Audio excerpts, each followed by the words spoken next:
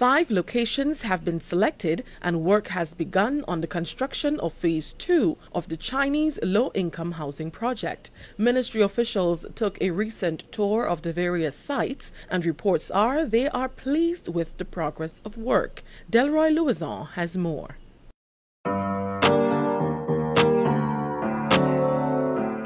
When government said that work will begin soon on the second phase of the Chinese low-income housing project, it meant every word. As you can see evidently behind me, right here in Diamond in St. Mark, work has begun for the foundation of the project. In approximately 3 years, Grenadians needing housing will benefit from affordable shelter when the second phase of the Grenada China low-income housing project is completed. 5 sites are presently being prepared for the erection of 647 housing units. These sites are located at Corinth in St. David, the Villa in St. Patrick, Diamond in St. Mark, Bouchejo in St. George, and Dumfries on the Sister Isle Carriacou. These new sites will add to the already existing ones that are now inhabited by Grenadians in Frequenté Grand Nance, Soubise St. Andrew, and Mungay in St. George.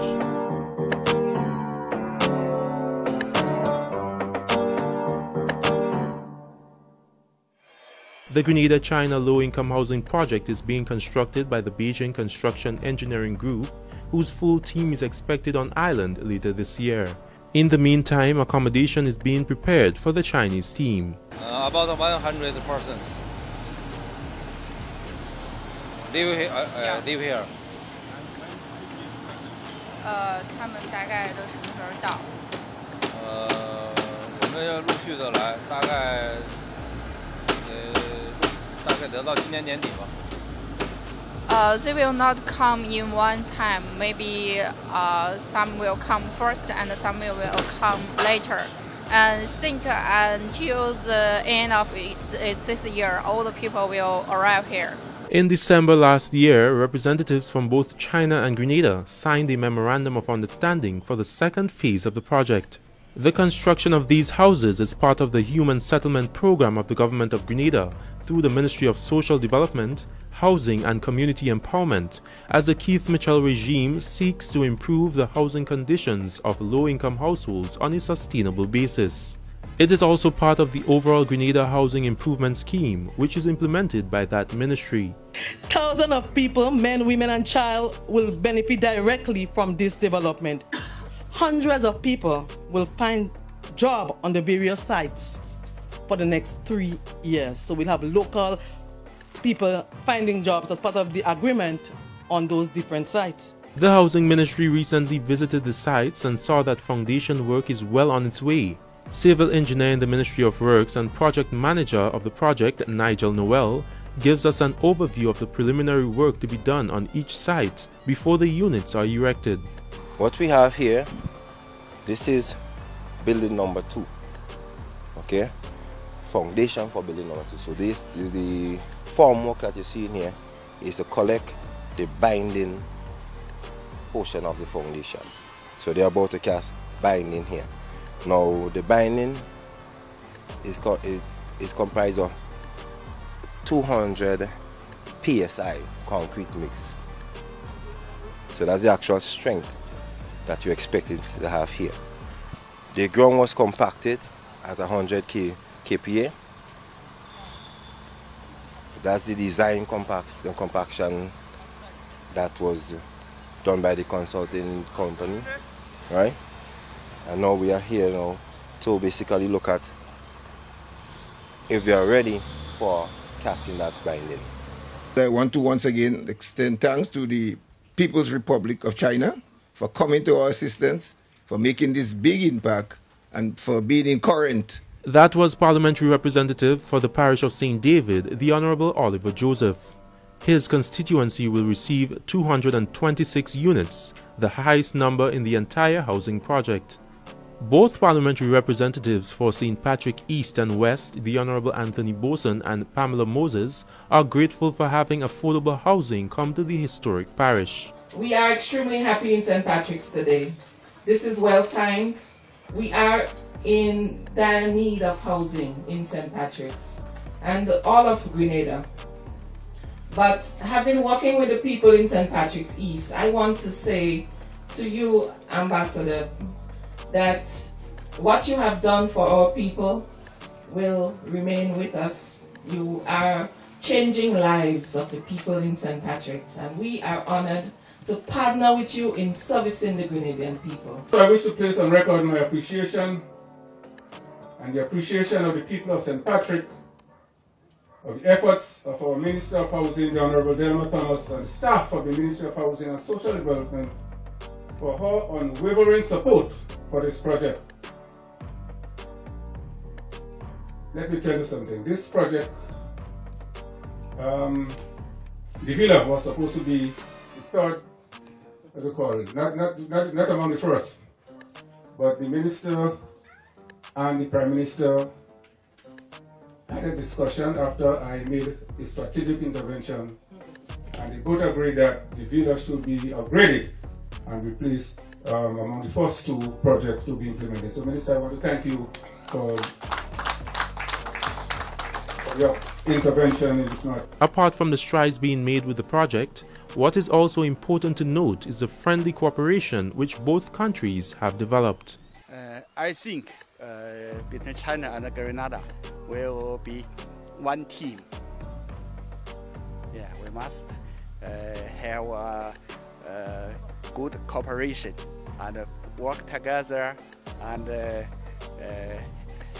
also have a good relationship between the two countries. Reporting from the Chinese low-income housing project here at Diamond in St. Mark, I'm Delroy Luzon for State of Affairs.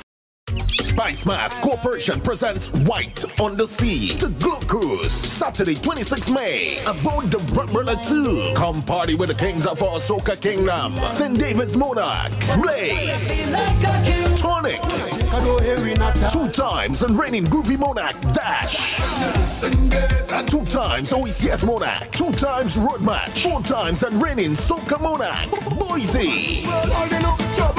Tickets cost $40 with barbecue included. Get your tickets now from the Spice Mass office at the GCNA Complex, Kirati James Boulevard. Any Spice Mass Corporation member, Mitchell's Pharmacy in Grand Dance, or call 440-0621. Boarding time 7 p.m. White on the Sea, the Glow Cruise. You must wear white.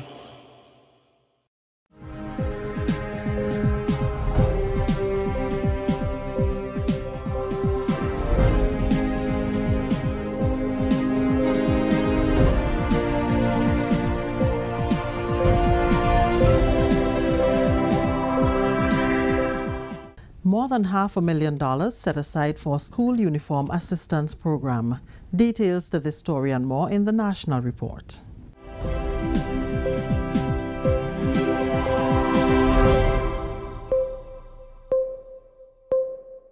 With the National Report, I am Leslie Ann Johnson.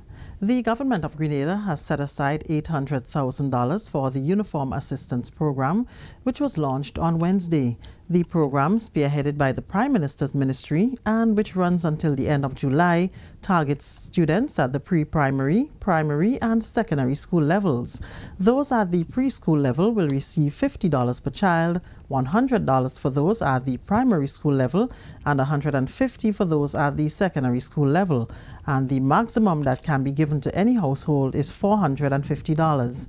Items to be purchased from the 25 suppliers across the island include school shoes, socks, vests, bags, belts, and minimal stationery items.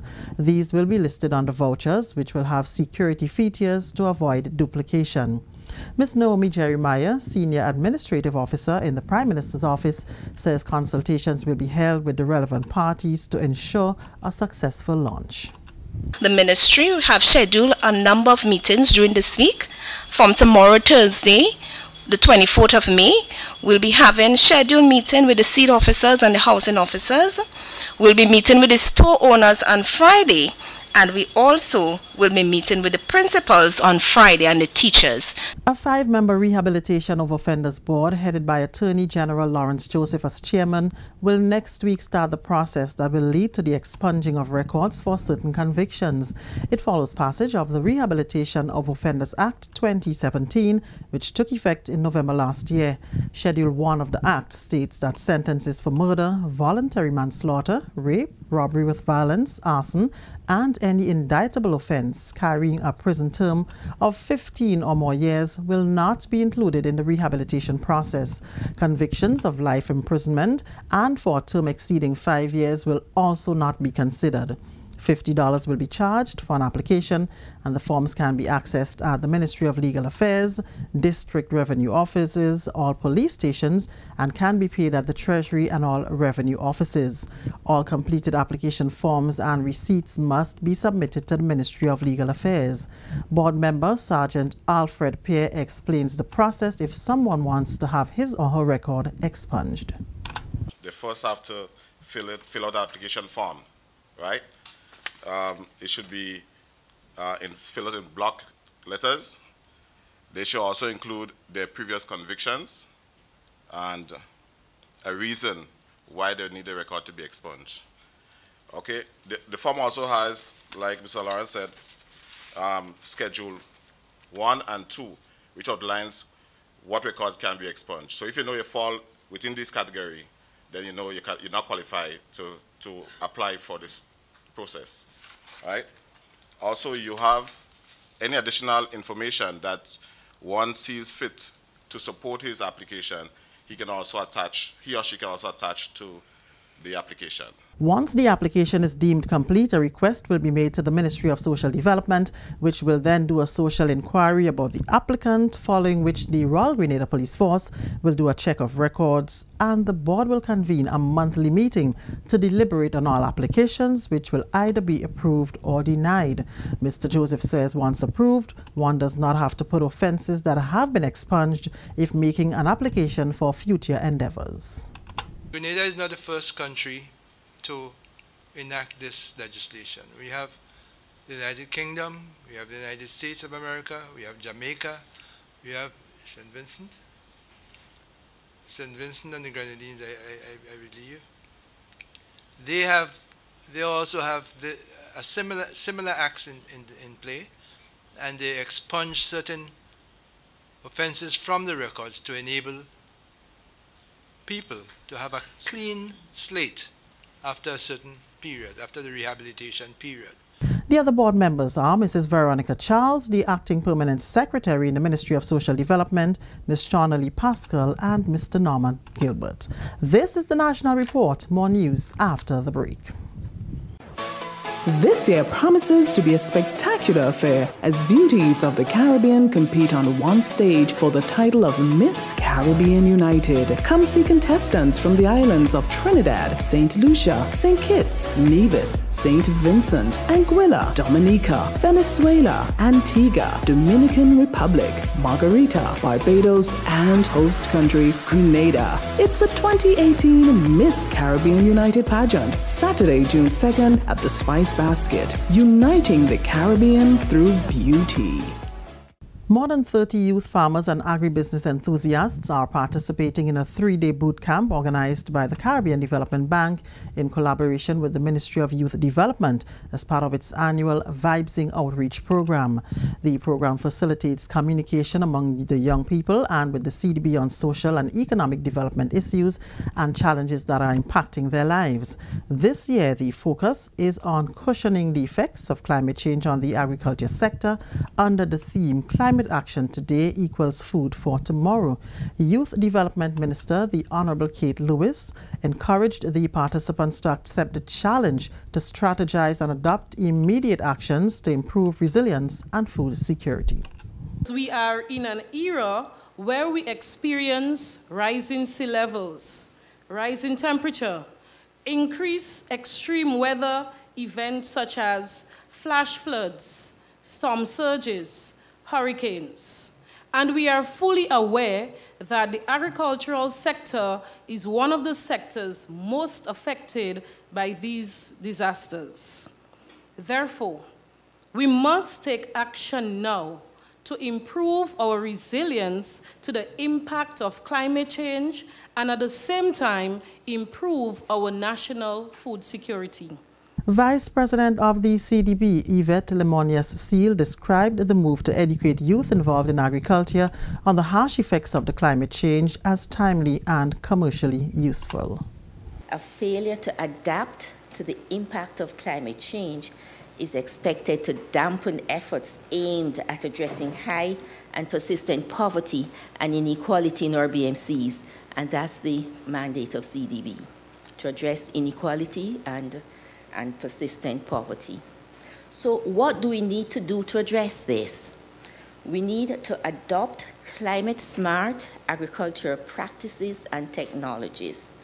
This is globally regarded as being essential to efforts aimed at supporting vulnerable communities and youth in mitigating and adapting to climate change. And Director of Research within the Ministry of Agriculture, Dr. Malachi Dalton, is clamoring for a change in habits. He says no amount of research or programs can be successful if individuals are not willing to adopt climate-smart practices and habits. The good news is that we can help.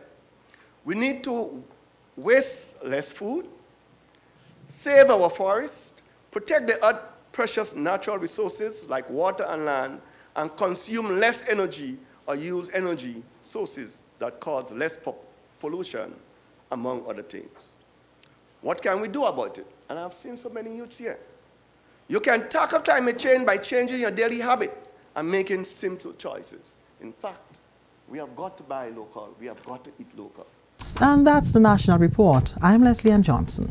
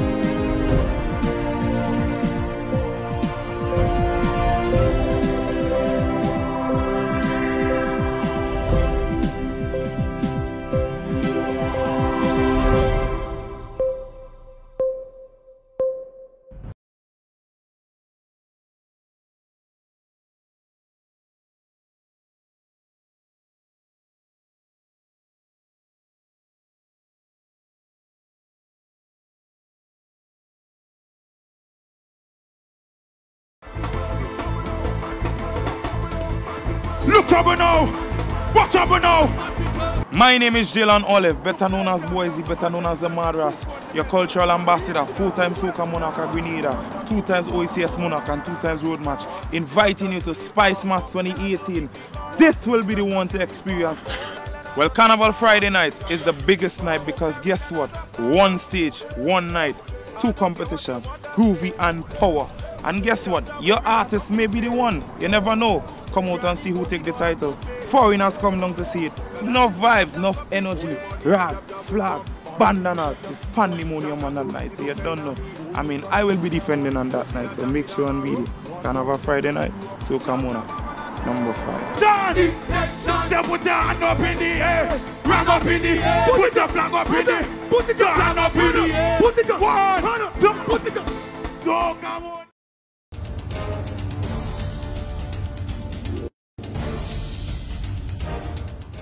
After returning the country on a sound economic footing, the new National Party government began releasing a number of developmental projects across the country, some of which were done by investors, both local and foreign, under the Citizenship by Investment program.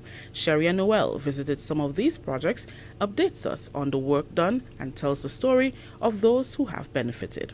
The Keith Mitchell administration stormed back to government in February 2013, promising to revive an economy left battered by the previous administration. Dr. Mitchell's new National Party promised to attract local and foreign investment as part of an overall plan to return stability to the economy and cut skyrocketing unemployment. The task was indeed challenging. Foreign investment projects that came to Grenada over the past 5 years include the Silver Sands Grenada, a $65 million U.S. investment luxury hotel and private villas. General Manager Christian Langlade confirms that confidence in the new National Party administration is the reason behind this significant investment. The main reason why we are here and our investors chose Grenada is the great support that was extended by the government. Everybody has been extremely thoughtful and attentive in helping us to settle, whether it is on a legal point of view, a social point of view. We have very close relationship with the educational system, both for young apprentice or would it be TAMCC, even the private sector like the university, St. George's University, that have been extremely good to help. So on all fronts we have been duly guided, and thanks to the constant support of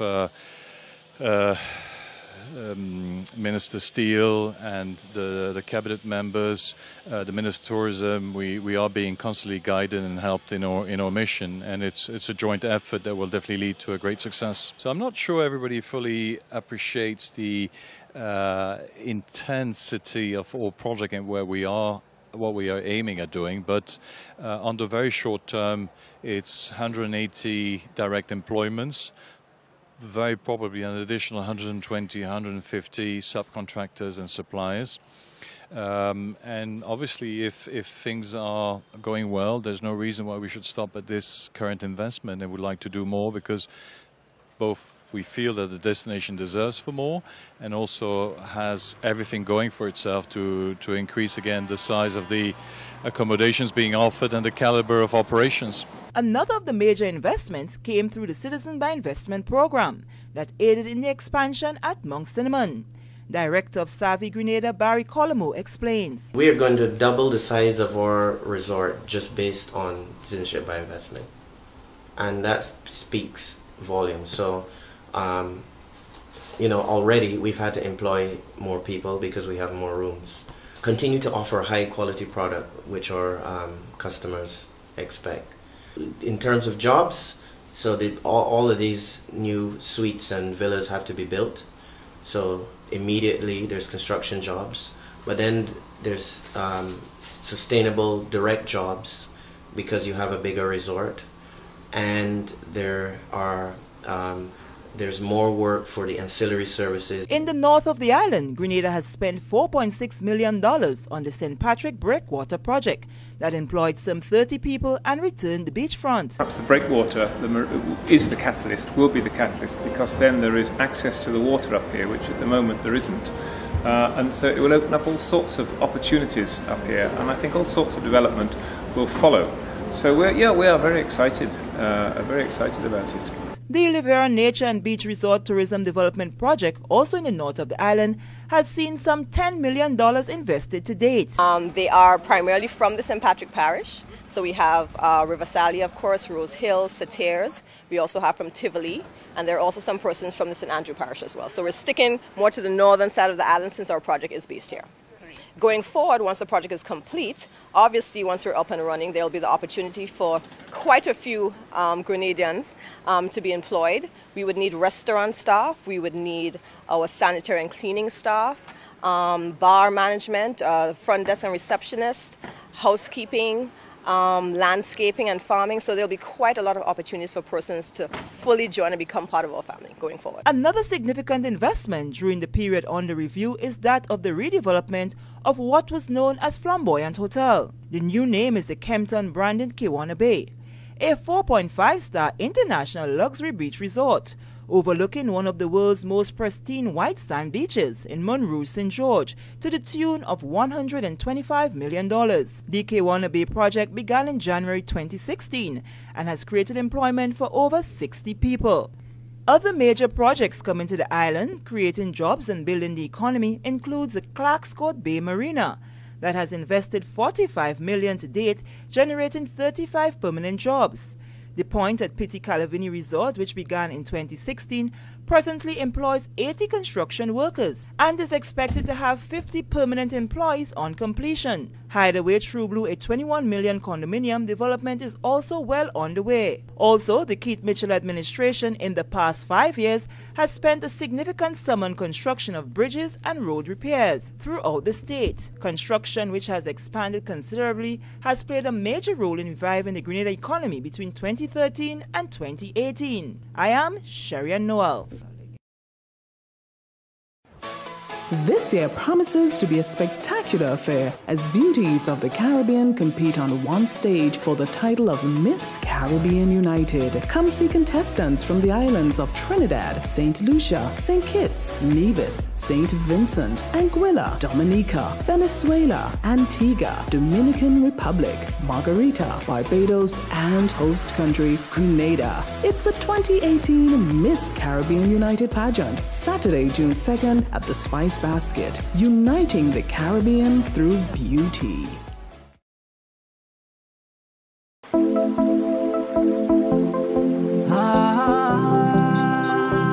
This year's Spice Mass climaxes on August 13th and 14th. It is an event you just cannot afford to miss. I am Tamaya Monroe, Miss Grenada 2017, inviting you to the festivities, the shortney and all the different traditional mass, the fancy mass, the Monday night mass, and as Specky say, the best part of Carnival, the Juve. Spice Mass 2018 is one that's going to be fun, epic, unforgettable. Miss Grenada 2017 Tamaya Monroe inviting you to the Carnival Queen Show on August 9th, 2018 to witness the 7 beautiful ladies contesting for the title Miss Grenada 2018. It is an event that you cannot afford to miss. Miss Grenada said so.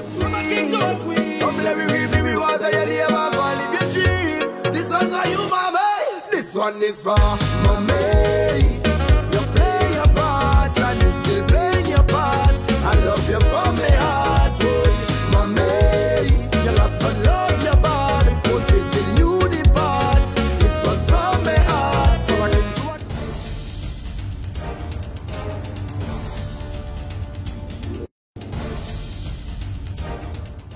Investments in education are reaping returns. Today, many Grenadians are boasting of their achievements thanks to scholarships and grants from government to pursue their areas of study. Added to that, many schools and learning institutions have received major facelifts and in some instances, brand new facilities to accommodate proper learning. Annette Moore explains. For there is simply no room in this whole wide world for an uneducated little boy or girl. The government of Grenada is taking its responsibility for education seriously. 10.1% of the 2018 budget, the second highest allocation, equivalent to $112.1 million, was designated for education and human resource development. Well, there's been significant government investment in all areas of the education system, which then open up additional opportunities. The education minister noted that since 2013, more than 1,000 scholarships in excess of $210 million have been awarded, with many recipients being youth. I always said to myself, I have to become a doctor before I get to the age of 35. And I'm growing up in a home where my grandparents couldn't read and write. Uplifting 1,000 minds in a 5-year period is a phenomenal achievement. It will have a direct positive impact on our national development and our national productivity. So this is a significant initiative by this administration. Critical partners who provide scholarships include the People's Republic of China, the Republics of Cuba, and Trinidad and Tobago, and the St. George's University. And the largest provider is St. George's University. So coming into office, we renegotiated the arrangement we had with St. George's University so that we are able to access even more scholarships. Many of these are full academic scholarships. Additionally, the Education Minister says that approximately 3,500 national vocational and Caribbean vocational qualifications have been awarded through the Grenada National Training Agency. Whether it is in trade areas, whether it is tiling, masons, carpenters, electricians, plumbers, etc., there's significant job opportunities right now in that area. He noted that short courses offered by friendly governments such as the Republic of China, worth millions of dollars, have benefited many public officers. It is the aggressive approach of this administration and the priority placed on it that we have been able to to afford ourselves so many scholarship opportunities and more than we've received ever.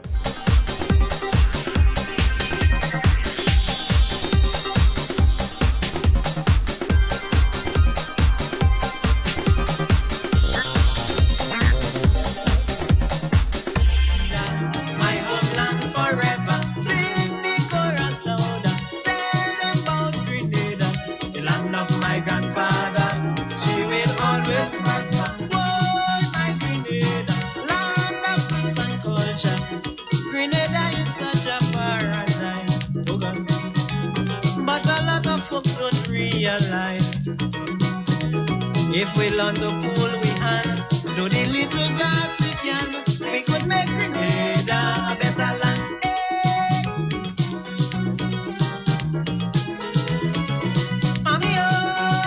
Good morning, Grenada, Carriacou, and Petite Martinique. Once again, it is time for Hard Talk. 15 minutes after the hour of 10 o'clock on the spine side of Grenada. My name is Sheldon Scott. And I'm Devon Romain. Yes, and this is Hard Talk on a Thursday, the 24th day of May, Beautiful 2018. Oh, it's so beautiful, man. But Devon, let me find out if it's me alone.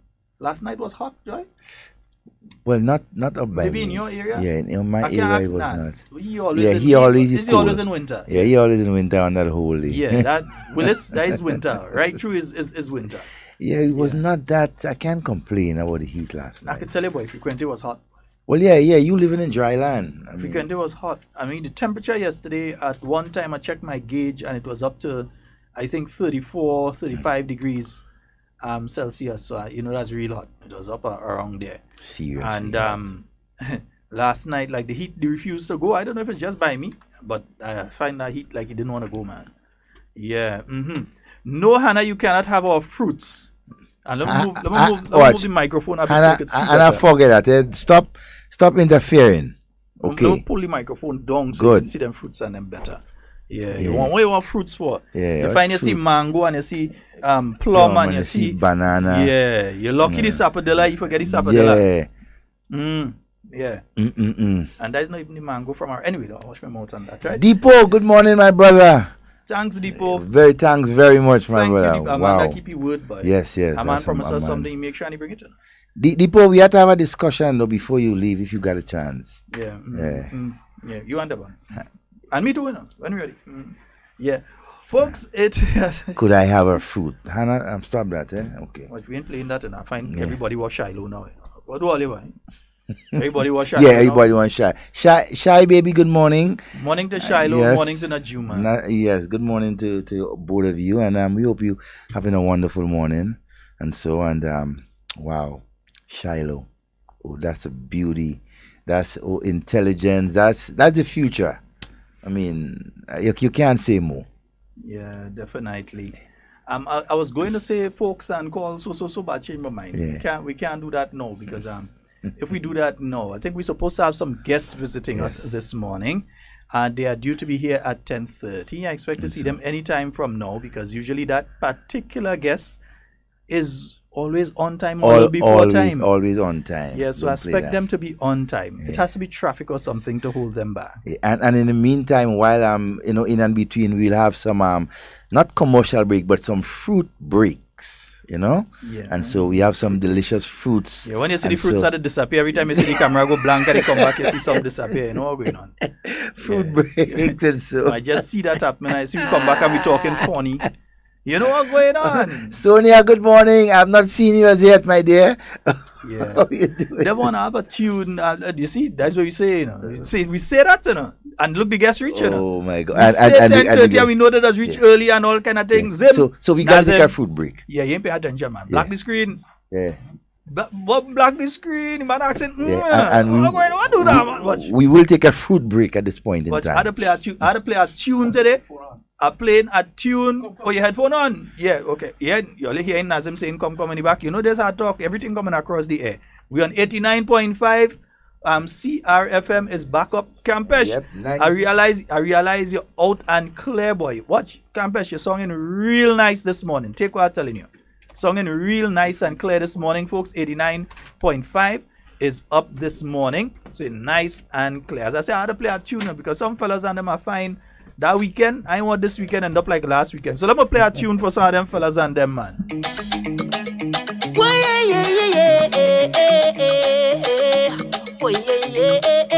Tell me what they're fighting for, what they're killing for, Lord. We don't need no more now, so tell them wicked people, fire go burn them, fire go burn them. Oh, Lord, I said this is the year for love. Fire go burn them, fire go burn them. Oh, say little boy, you ain't mad at all. Another one just gone. Buy a beat your chest and smile. Say you's a madman. Another young boy fall. Your soul can't rest at night. Oh, you's a bad man. Bad man is a man who just defend woman and protect the young ones by any means, Lord. You ain't no bad man, boy, now. You ain't no bad man. A real bad man just make his own decisions. He don't need anyone, he only needs God. You ain't no bad man, boy, now. You ain't no bad man. So, sit down, rock back. Tell them I don't need no strap to defend my people from wicked and evil. Whoa. So, sit down, rock back. Big man, look for a walk. You're too damn evil. If they distress my people, then fire go burn them. Fire go burn them. Oh, Lord, I said this is the year for love. Fire go burn them. Fire go burn them. Oh, say little boy, you ain't mad at all. No. Tell me what they're fighting for. What they're killing for, Lord. We don't need no war now. There's no need. So tell me what they're fighting for. What they're killing for, Lord. We don't need no war now. I said we don't want no more now. A real bad man don't go wrong raping woman, influencing young ones to kill a boy now. He ain't no bad man, boy now. He ain't no bad man. A real bad man works for whatever he wants and he don't need no gun. He full of joy now. That is a bad man soldier. He ain't no bad man. So sit down, rock back. Tell them I don't need no strap to defend my people from wicked and evil. Whoa. So sit down, rock back. Big man, look for a walk. You're too damn evil. If they distress my people, then fire go burn them. Fire go burn them. Oh, Lord, I said this is the year for love. Fire go burn them. Fire go burn them. Oh, say little boy, you ain't bad at all. Tell me what they're fighting for. What they're killing for. We don't need no war now. So tell me what they're fighting for. What they're killing for. We don't need no war now.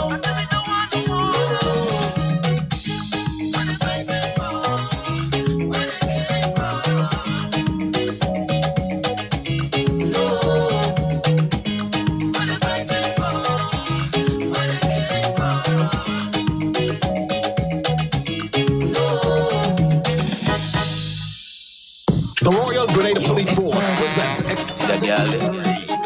The Royal Grenada Police Force presents Ecstatic 3.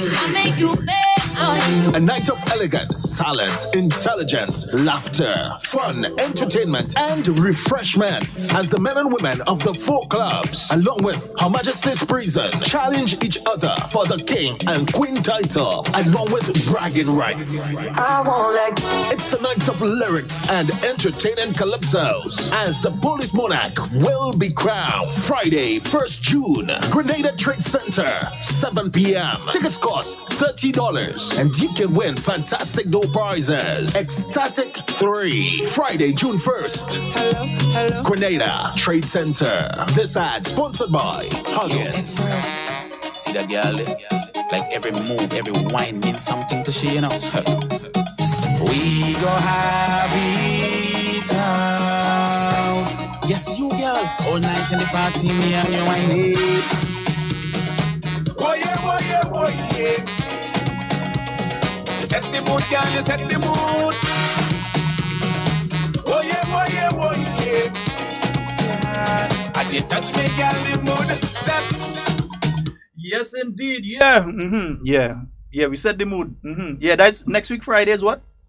Oh, Kings and Queens of the Royal Grenada Police Force. Yeah, Kings and Queens, Royal Grenada Police Force. That's taking place next week. Yeah, so those of you that are viewing online already realize. June 1st? Yeah. All right, okay. June is our woman name too. You know, some of the people born in June does take the name June, all kind of thing. Anyway, right. Brenda, just leave the fruits alone, please. Forget about the fruits, right? Right now, we're dealing with members of the Royal Grenada Police Force. So I realize the two Rasta man come on this side. So, the relationship has not always been that cordial between Rastafarians. But I'll tell you this. One love. We have some wonderful members of the Royal Grenada Police Force, and you know, we have the utmost respect for them. They continue to do a wonderful job, and they continue to need all the praise and support that we can give them. They are the reasons that our country is so peaceful. Our country is so highly rated around the world. In fact, just before I left home, there was another article out in, I think, Forbes magazine, or one of them on Grenada again, that was touting Grenada as one of the places to visit. And they always mention how peaceful our country is, and it's due to the wonderful work that you guys have been doing. Guys and girls, I want to be kind of biased, you know, it's women and men we have inside here. So let me allow you to introduce yourself. I'm taking it from this end first. Yes, definitely. Yes, sir. Good morning to the listening and viewing public of Hard Talk. I'm Corporal Noel, and I'm a member of the Police Week Committee for Police Week 2018. All right, indeed. And you, ma'am? I'm Giselle Noel. I'm one of the Queen contestants for Ogilvy's Club, which is blue. All right. And you, sir? I am Police Constable number 819, Kyron Charles. I am attached to the Special Services Unit, and on the night of Ecstatic 3, I'll be representing Bedo's Club. Bedo's Club. Yeah. Wonderful. So we have three of the officers. Remember, it's coming up next week, Friday. It's going to be taking place at the Grenada Trade Center. The Grenada Trade. I find it big enough? Can I move it to the stadium? Not yet. I think we might have to move that to the stadium. I find there's a lot of people looking to go in this thing. Yeah, but when we check the logistics for now. Now for now? Yeah. So, talk to Judah. So we're looking at next year. Talk to Judah. We Rasta, man. We'll talk to Judah. No problem. Yes, in the morning, Judah. And morning to you too, Wakiti. You know, I can't call one and I call the other one. I'm calling all and blue bubbles. Right, yeah, we could also call Ding, and Ding could handle that. Yeah, so what? Any blue bubbles handling that? So we are resource persons. Yeah, and we know it's a police force, and you all are accustomed to getting the difficult jobs done. Yep. Now, tell us about what is going to be taking place next week, Friday. There will be many people who this may be the first time you're actually hearing about the show. It's been around a couple of years now. Yeah, this is the third time. The third time, yeah. So maybe the first time that some of you are hearing about the show. So, Corporal, tell us a bit about the show. Right, so it's basically a King and Queen show. We name it Ecstatic 3. It used to be Ecstatic Saturday, but due to the date, we now had to move it from Ecstatic because it's on Friday. So we're not naming it Ecstatic Saturday or Ecstatic Friday. And this is the third occasion, so we come up with the name Ecstatic 3. Just as how schools have houses, red, green, yellow, blue, the Royal Grenada Police Force have clubs, red, green, yellow, blue. And they are all named after Commissioner of Police. So we have Claxon, which is red. We have Ogilvy, which is blue. We have James, our sitting commissioner, which is green. And of course, we have Bedo, which is yellow. So those are the 4 clubs that will be participating. And for this year's competition, we have Her Majesty Prison on board. So we'll be having 10 contestants instead of 8. So 5 men, 5 women, 1 night of royalty at the Grenada Trade Center, June the 1st. Right. And the 2 here, because they come on Hard Talk, you know they're going to win, right? Yeah, definitely. Okay, you know one time they're going to win. Once you come on Hard Talk, that is it. One time, thing done. You see what happened recently to some people who came on Hard Talk? Thing done. Nobody lost. So you understand what has taken place, huh? Yeah, right, nice. Yes, indeed. Let's get to the guests that we have. Woman constable. The name is sticking here too. Let me write it down. Your name again, please? Giselle Noel. Noel. Right. Woman Constable Noel. Tell us a bit about yourself. How long have you been involved in policing? 7 years now. 7 years? 7 years. But you ain't look like you're around for 7 years. I mean, you look like a teenager still. From school, from primary school? From secondary school. Okay, all right. Okay, I understand. Right, nice. Okay, from secondary school you went directly? From TAMCC. Okay. I came to the Royal Grenada Police Force as a trainee, and there began my job. But why policing though? Why did policing interest you? When you tend to find people, they go through TAMCC, some look to go and work in a bank, some may go and do teaching, some may go and do nursing, some may go to get a job with one of the companies like Huggins or Hubbards. Why was policing interesting to you? Why did you decide to go into policing? Well, I studied secretarial sciences, so I came in as a secretary, and I moved on from there. Wow. So you started at one point and you get a little taste and you said, I like this thing. Yes, so I decided. Nice, wonderful. You're attached to which department right now? Police Training School. Police Training School.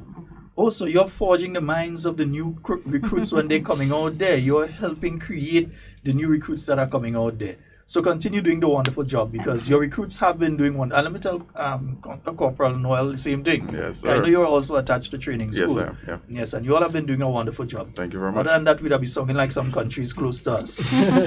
And our SSU officer, your name again. Oh, well, with my pen, man. Oh, okay, yeah. Right. Constable Charles. Right. Yes, sir.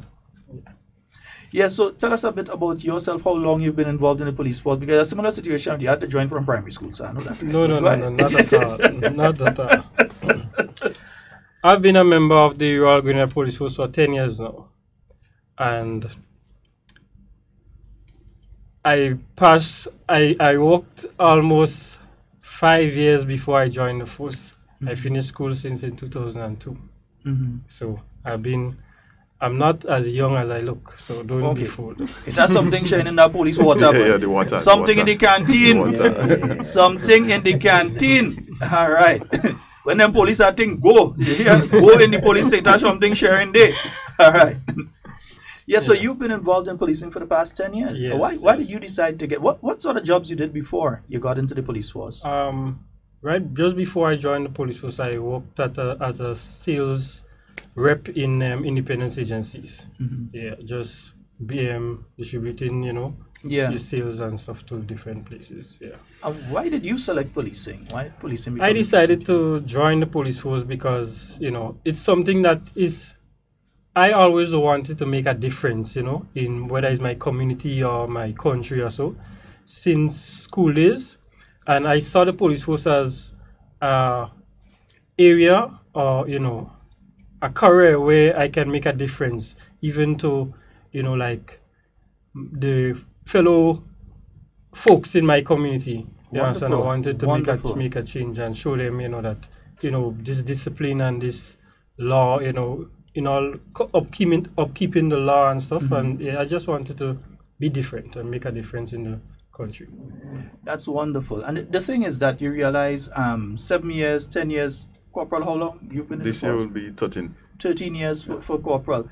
You realize that police officers tend to have a long span. Some other people in other jobs here, they spend 2 years here, 3 years there, 4 years, and they're gone. Yeah. But you realize 13, 7, and 10. So a lot of years there, man. There's a combine, let me see, 7 man. Because 13 is 20, and then 10. There's 30 years policing in front of us. 30 years of policing experience in front of us. Yeah. And 3 young people. Yeah, some of them in the force at more than 30 years. Yeah, indeed. Right? Still in the force. I am not yet reached the age of retirement. Yeah. Tell us what can we expect next week, Friday? What are some of the components? Because it usually used to take place after the police sports on the Saturday. Or another Saturday outside of the Saturday with the police sports? No, that would be the Saturday before the police sports. Before the police sports. Yeah. Tell us a bit about what the general public, and all you go and buy all the ticket and thing, you find them police and them wherever it is. Yeah, even when they stop all you and again, you have ticket, ask the officer. For another ticket. Ticket. Right. Get the 2 tickets one time. All right? Okay. There ain't no excuse to not be wearing your seatbelt. Right, so basically, next week Friday, you'll be seeing a night of talent. Elegance, intelligence, the whole works. When it comes to King Show, but it will be a step above the rest because the RGPF, when we do it large. Yes. We have 10 contestants 5 beautiful ladies, 5 handsome. I cannot think with this word. 5 handsome gentlemen. Say it. 5 handsome gentlemen. They'll be on display for the night, and of course we have Calypso afterwards. So it's a night of King, Queen, and Calypso. The competition or just Calypso? Competition. The competition. There will be 10 police officers and 1 of the 9 police officers and a prison officer who will be taking part in competition. So there'll be 3 crowns on the night: the King, the Queen, and of course the Calypso King. First of all, you'll be getting an introduction. That's where every one of them will be coming out and introducing themselves to the audience. Okay. Afterwards, they'll be coming out in uniforms, different uniforms of the Royal Grenada Police Force, and they'll be doing an ambassadorial speech. They'll be matching up, so that will be judged as well. So you have to look out for who making the mistake and all those things. For those who know what's the mistake. Yeah, exactly. All these military people. So they'll be doing the ambassadorial speech, and this is where they'll be speaking on the club and the club head. So the contestant from Bido will be speaking on former Commissioner Bido, his highlights during the RGPF, during his career and so on, and what Bido Club is all about, what the club itself is all about. Clarkson will be doing the same, Her Majesty Prison will be doing the same, Ogilvy and James will be doing the same. Afterward, that is where the crowd will be really into it, because I can tell you there is practice session going on, and when it comes to the talent, the kind of acts you'll be seeing, the kind of thing you'll be seeing on that night. Wait, yeah, your ticket, right? Not yet. We gotta get your ticket. Make sure you get your ticket, because this talent will be something from not here, out of this world kind of thing. Security tight, you can't sneak in that one. South St. George Police Station, not far from the location. And they're making sure they sell clean that night. All right. Okay, so buy your tickets early. Buy it early. Because so we have the introduction, we have the ambassadorial, we have the talent. Last but not least, the evening wear. This is where you'll be seeing all the threads. The fabric will be on display. Elegance, majestical work and everything. And of course, they'll be answering the question during that segment. So it's a full package. It's a family package. $30 for 1 ticket. However, you get 4 for $100. You can get ticket from any one of the various contestants, also the Police Week committee members. And we are trying to get in every division. So you have the Western Division, the Eastern Division, Central Division. We send up Carriacone. And we have the police canteen. This is central, so persons can go in there and also buy the tickets. In case some of you don't know what the police canteen is, just walk across the road from Andal, right nice. You're going right there, upstairs, nice. The police canteen is right there. Yeah. Those of us that used to play basketball in Tongo now. Yeah. Right. We start in 7 p.m. sharp because, of course, it's a compact show. We have the 10 contestants, 4 different categories, and, of course, we have 10 Calypsonians to follow after. So we're looking at from 7 to around midnight, just after midnight. We're trying to keep it as compact as possible. Who are some of the Calypsonians that would be participating this year? You know some of the participants this year? Yes, we have some of the Calypsonians. We have Flying Poppy. Yeah, I know this name is going to take everyone. Flying Poppy. Flying Poppy. We have Basil Bernard Signal. We have the reigning champion, David. One of the contestants from the prison, we have Miss Andrews. She will also be taking part. So those are the persons who will be coming up against David. Well, some of them, Aisha Andrews. Yeah. The one and only Aisha Andrews. Definitely. That's going to be interesting. And she is also representing Lady the prison. Daughter. Yeah, and she's representing prison as the queen for the Queen show. So she taking part in the 2 things? She's taking part in the 2 things. Aisha do easy. I can understand. Double? Yep. Nah, we know she ain't come here. It's who come here with him. So it's a compact show. Lots of excitement on the night.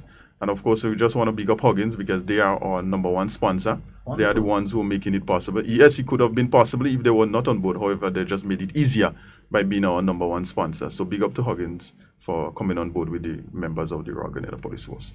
Okay, and let me ask the officers now. Officer Noel, which part of Grenada are you from? St. Andrews. You're from St. Andrew.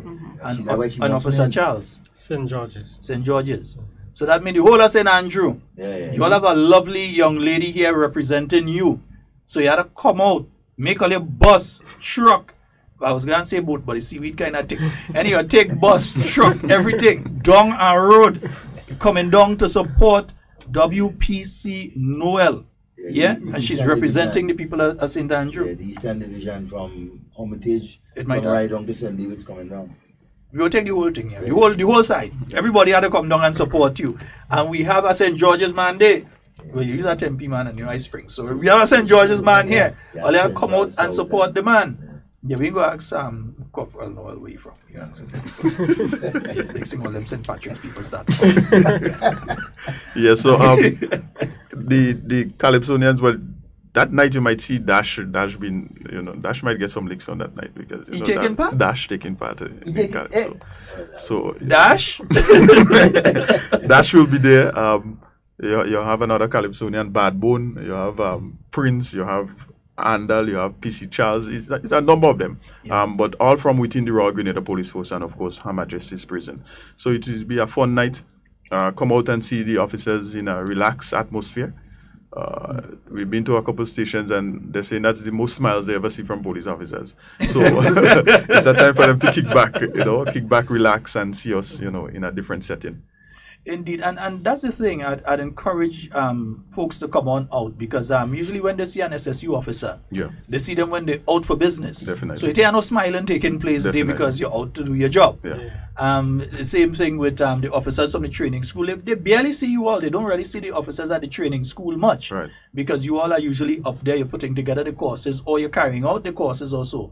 If you live in Grenada, you just hear them when they pass it like after 4 in the morning on the first match. Waking up people with the you're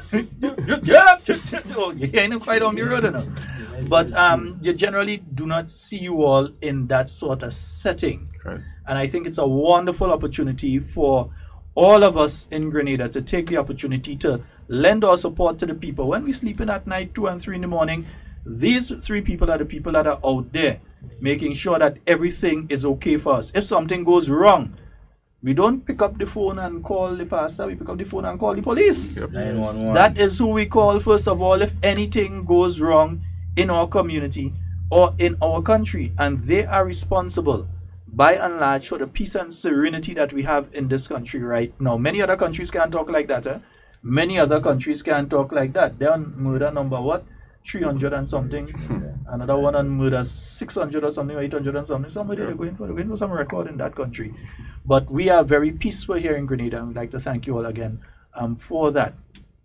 Officers, the contestants now, anything special that we can look out for next week, Friday? I ain't telling you sell out your secret and thing and drop the bomb yet. But anything special that we can look out for, ladies first? Well, of course, as the corporal said, the talent. You have it for them? Yes. You walk it for them? Yeah, they need to All right. They need to be there to see. My goodness. St. Andrew people. And you know St. Andrew is a place known for talent and that kind of thing too. Yeah, boy, some of the most talented people. An officer.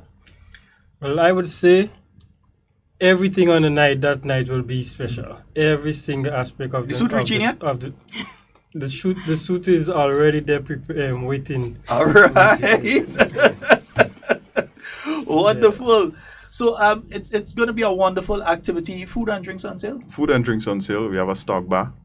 Lots of delicious items on sale. Don't get drunk and try to drive because you'll get charged. And of course, and real police, they will get charged. Drink but don't drunk. Right. Definitely. Responsibility. Walk with a driver. Walk with a driver. Yeah, walk with a designated driver. Well, it's a family event, so you must have somebody who is designated. Yeah, designated driver. Yeah. And all this is just keeping in line with our Police Week agenda for 2018. This year we're celebrating Police Week again, and our theme this year is Together We Strive to Eradicate Sexual Abuse while Safeguarding Our Future, because we know that sexual abuse is something that has been on the rise. We hear it in all sorts of forums and so on. So for this year, the RGPF decided to tackle it head on.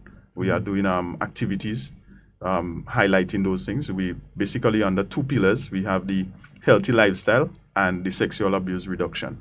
So for the sexual abuse, we're working with the schools, the children. We're working with all sorts of different NGOs and also government organizations to ensure that we bring the message across. The healthy lifestyle, we know what is happening sometimes to our country, and even the police officers, after a while you see we just blow up. But so we want to maintain that, keep us fit, and so we're starting inside. We dance in a yard before we dance abroad. So we have what we call the Biggest Loser program, whereby police officers who is of a certain size and so we have a program whereby you weigh. We put you on a scale, we weigh you, and at the end of 2 weeks, due to some physical training and so on, we want to see how much weight that you would have lost and all those other things. Superintendent Pierre sign up yet? Yeah. I ain't talking about Esau. I ain't talking about Esau. He's always advocating that. So good morning, Tam. He actually have to be the first one on board because he's the one who's advocating it. Superintendent Pierre too. The other is Esau. Superintendent Esau Pierre. Well, appear is appear. So all of them. Superintendent Esau Pierre, you too, eh? Yeah, you have to appear. Yeah. So we have a lot of things happening. The Ecstatic 3 is basically the highlight because it's the King and the Queen show. Yeah. But we had a lot of activities leading up to this. We just concluded our 9-a-side football competition yesterday in Old Trafford. Claxon would have emerged victorious after all the rounds of games. We have Bido coming in second, and I believe Her Majesty Prison would have come in third. That is still yet to be finalized, the person tabulating and everything like that. Then come tomorrow, please God, the Kings and Queen, the contestants, they will be in St. George's. They'll be in front of the mall. That is where they'll be dipping for the various positions. So they'll be all out, splendidly dressed. They'll be seeing them, looking all majestic, heels and the whole work, hair and nails, the whole works. Yeah, you're talking about the men, right? No, I'm talking, the Queens. But she could walk in military boots, so we know she could walk in Yeah, right. And they'll be dipping for the various positions. They will also be having tickets on sale. So persons who are looking for a ticket for the show, you can come on down to the Melville Street area. Those are that getting paid this week. Link them up. Yeah, and just in case you don't get paid, you should have good name, or we'll find you because the police just find the police. The police just they will find you.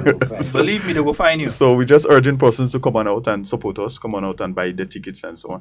Saturday, please God, we'll be seeing the table tennis competition going off at table tennis competition as there's well? also a table tennis competition at the Public Workers Union building. So persons are invited to come on out. The food is free. There'll be eats and drinks there. So we invite persons to just come on out and just have fun with the police. Yeah. The actual week will be starting from the 9th to the 16th of June. So week after. Yeah, so week after. So we'll be having we normally start it off with a church service. This year we'll be going to La Poterie, the Seventh-day Adventist Church. Wonderful. And fellowship with them. And then we'll be doing a route march. So the persons of that community will be seeing the officers on the street marching and so on. Yeah. Then during the week we have the debate competition final. We have the open house. So persons who want to know what policing is all about or the services that we offer to the members of the public, they can come on out. We'll be in front of the Central Police Station during the week from the 9th to the 16th. We'll be out there. So we have immigration, we'll have SSU, we'll have fire, we'll have all sorts of departments there. And the officers will be speaking to members of the public, engaging them. They can ask questions and so on and give them information. We also have the commissioner's cocktail. And of course, invitation is extended to you goodly gentlemen to come out. That one, you know why you telling me that in that kind of You know what has happened with me and Food Fest and Police Food Fest? That's happened to me and the commissioner's cocktail too. Yeah, so we're inviting you to come on out to the commissioner's cocktail. That will be at the Grenada Trade Center. All right, that will be on the Friday, the 15th of June at the Grenada Trade Center. Come out and meet the members of the hierarchy because before that, a couple of days before that, we'll be having the Night of the Ranks. So that is where officers from the rank of rural constables up to inspectors will be having their own get-together, their own fellowship. That doesn't mean to say that the hierarchy won't come around, but, there is a night for them and there is a night for the commissioner's cocktail. Right? We'll be having the wreath laying ceremony during that week because, as you know, we lose some members of our organization, so we want to, remember them. Steffi, yeah, we want to remember them and so on. So we'll be having a wreath laying ceremony on Tuesday, the 12th of June, at the Botanical Gardens. Right? We'll also have the Best of Drill competition. So that is where you'll be seeing various officers taking part in Best of Drill. The commands will be called. They have to execute the movement. And on the last day, the 16th, that is when the final will happen. So where's the Best of Drill going to be taking place? The Best of Drill will be taking place on different divisions, yes. Okay. And the final will be at the Roy St. John playing field. That is the day of sports. That will be the Saturday the 16th. So during the halftime, you'll be seeing the officers coming out. Commands will be called, and they have to execute the movements. And the best of drill will be crowned, a male and a female. Yeah. So we have a lot of things happening. Of course, the ecstatic tree, our highlight event, male, female, Her Majesty Prison, male and female, and they'll be coming together one night. Calypsonians, entire package, family. You can come alone. You can bring the family. $30 one ticket, 4 for $100. So we just if somebody invite wants to persons. bring a family, have a family price. If you want A mother, a father, and 2 children. A Mother, father, 1 child. Mother, father, 2 children, that's $100. You get 4 tickets for $100. You understand? Yeah. Link up the people and them, link up the police. Yeah. So you can't go wrong with that. Yeah. Wonderful. And I realize somebody keep trying to call. I wonder if they want to speak to the officers. Oh, If they want to speak to the and officers. also, before you take that call, if the person want to win, we want to give away a ticket. So whoever has been listening to us before, know that you're calling, you're going to get it first shot at it. Hello, morning. Hi, good morning. How are you doing? Quite fine. Am I getting the Hard Talk station? Yes, you're on Hard Talk right now. Yeah, but I'm not hearing the way. No, you're speaking to us here. That's where you're supposed Sorry to hear about us. that, but- Go right ahead. Go right ahead. Sir Sheldon? Yes, sir. How are you doing, sir? Quite fine. Go ahead, sir. And your officers that are with you? We're doing good. First and foremost, I'd like to say that I have an issue that was dealt with by the police recently in a very, very, very nice way. And I don't know the policeman's name right now because I'm not good with names. But he dealt with the subject matter where I reported and was dealt with so amicably. Sheldon? Yes, sir. Give your policemen and them and the lady, actually, well, I say men and lady, congratulations for doing a good job in this country. Because there are so much crime that have been dealt with in the simplest way. And at the same time, we don't have a problem as exemplified by other countries where you have too much confusion. And we now have the lowest crime rate problem. I give the police a congratulation or kudos for solving so much of this drug problem we have in this country. I don't understand why people are getting so excited about this marijuana issue in this world. I think that's a serious problem. Yes, there is that issue about the chemical aspect of marijuana. And I understand that could be an issue because I'm a person who believes in the herbs, but not marijuana, for sure. But we have to remember something here. I know you're going into the different if persons are for it or against it, but we have to understand something here though. Police's job is to enforce the law. If the law says it's illegal, they only have one course of action. And I'm there with that too. That's enforce the law. I'm there with that. I'm there with that. That's the point I'm making actually. If you're listening carefully. The point I'm making relative to that is that as much as there is a problem, I don't use drugs that way. Actually, I don't use whatever you call it. Because my thing is if you say usually we come in for here, but go ahead. My thing is how basic. Sene, babuk, simple herbs that we have to use, and it's in good food. Okay, but let's speed it up, huh? All right, sorry. Because they have a limited amount of time. Speed it up. I'm kind of slow this morning. Yeah. Okay. But the thing is that, okay, I know you're not talking about that exactly this morning. And you're talking about beauty queen contest and all this kind of thing. Yeah, so make sure I get your ticket too. Here I have policemen and a lady to relate to such an issue. Yeah, but you have exactly 30 seconds to complete it, yeah. You have at least 30 seconds to complete it. Right. We need in this country to have our sense better focus. To the extent that we relate to things, and as much as we have complication and problem as drugs are available to us, I am giving the police congratulations. All right. Take care. Thank you very much, Thank you sir. very much. Thank you. Yes, indeed. And I think what we'll have to do with the ticket, we'll have to ask a question related to policing or whatever, and anybody who answers it gets a ticket. Name all the police clubs. Simple. Anybody naming we have the police clubs? How much tickets you have to give away? One ticket, yeah. Good morning. Good morning. Well, I get a ticket already. So name all the police clubs. I will collect. Name all the clubs. Name all the clubs? Yeah. Bedo, Clarkson, James, and Ogilvy.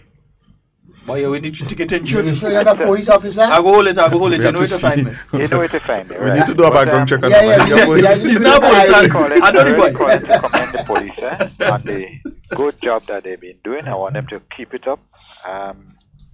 We have a relatively low crime rate, even though you have one or two instances of, misbehavior. But generally, we are a peaceful nation, and I just want to encourage them to keep on doing what they're doing right now. All right. Wonderful, my brother.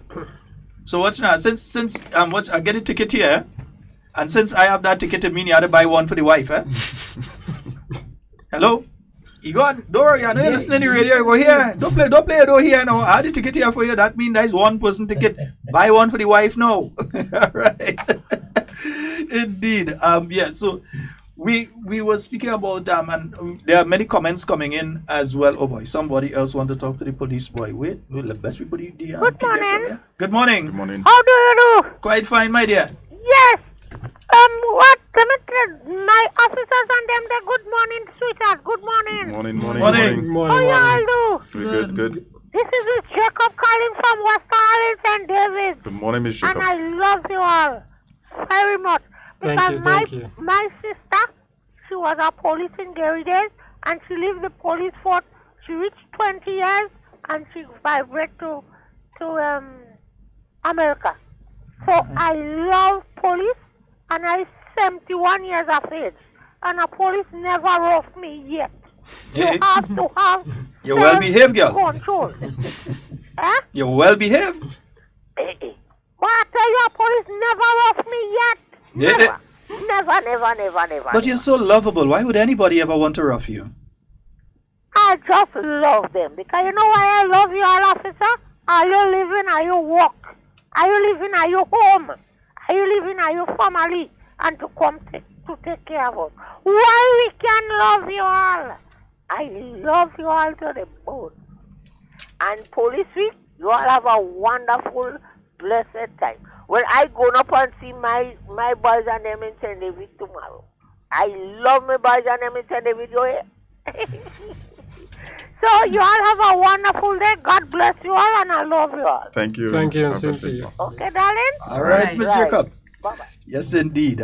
Folks, all right, 440. I don't know how long again you all have. I'm taking you all for another 5-10 minutes. I don't mind. We there. Yeah, I keep the police and them here for another 5-10 minutes. No, do not call here to report the crime. There's numbers for that. Not time for that. They ain't come for that. They ain't come for that one. But we do appreciate the comments and we have quite a few that have been coming across online. Zaka Aberdeen, I lift my hat to you officers for serving your country. I did that in my early days as well. Thanks. And Irvin.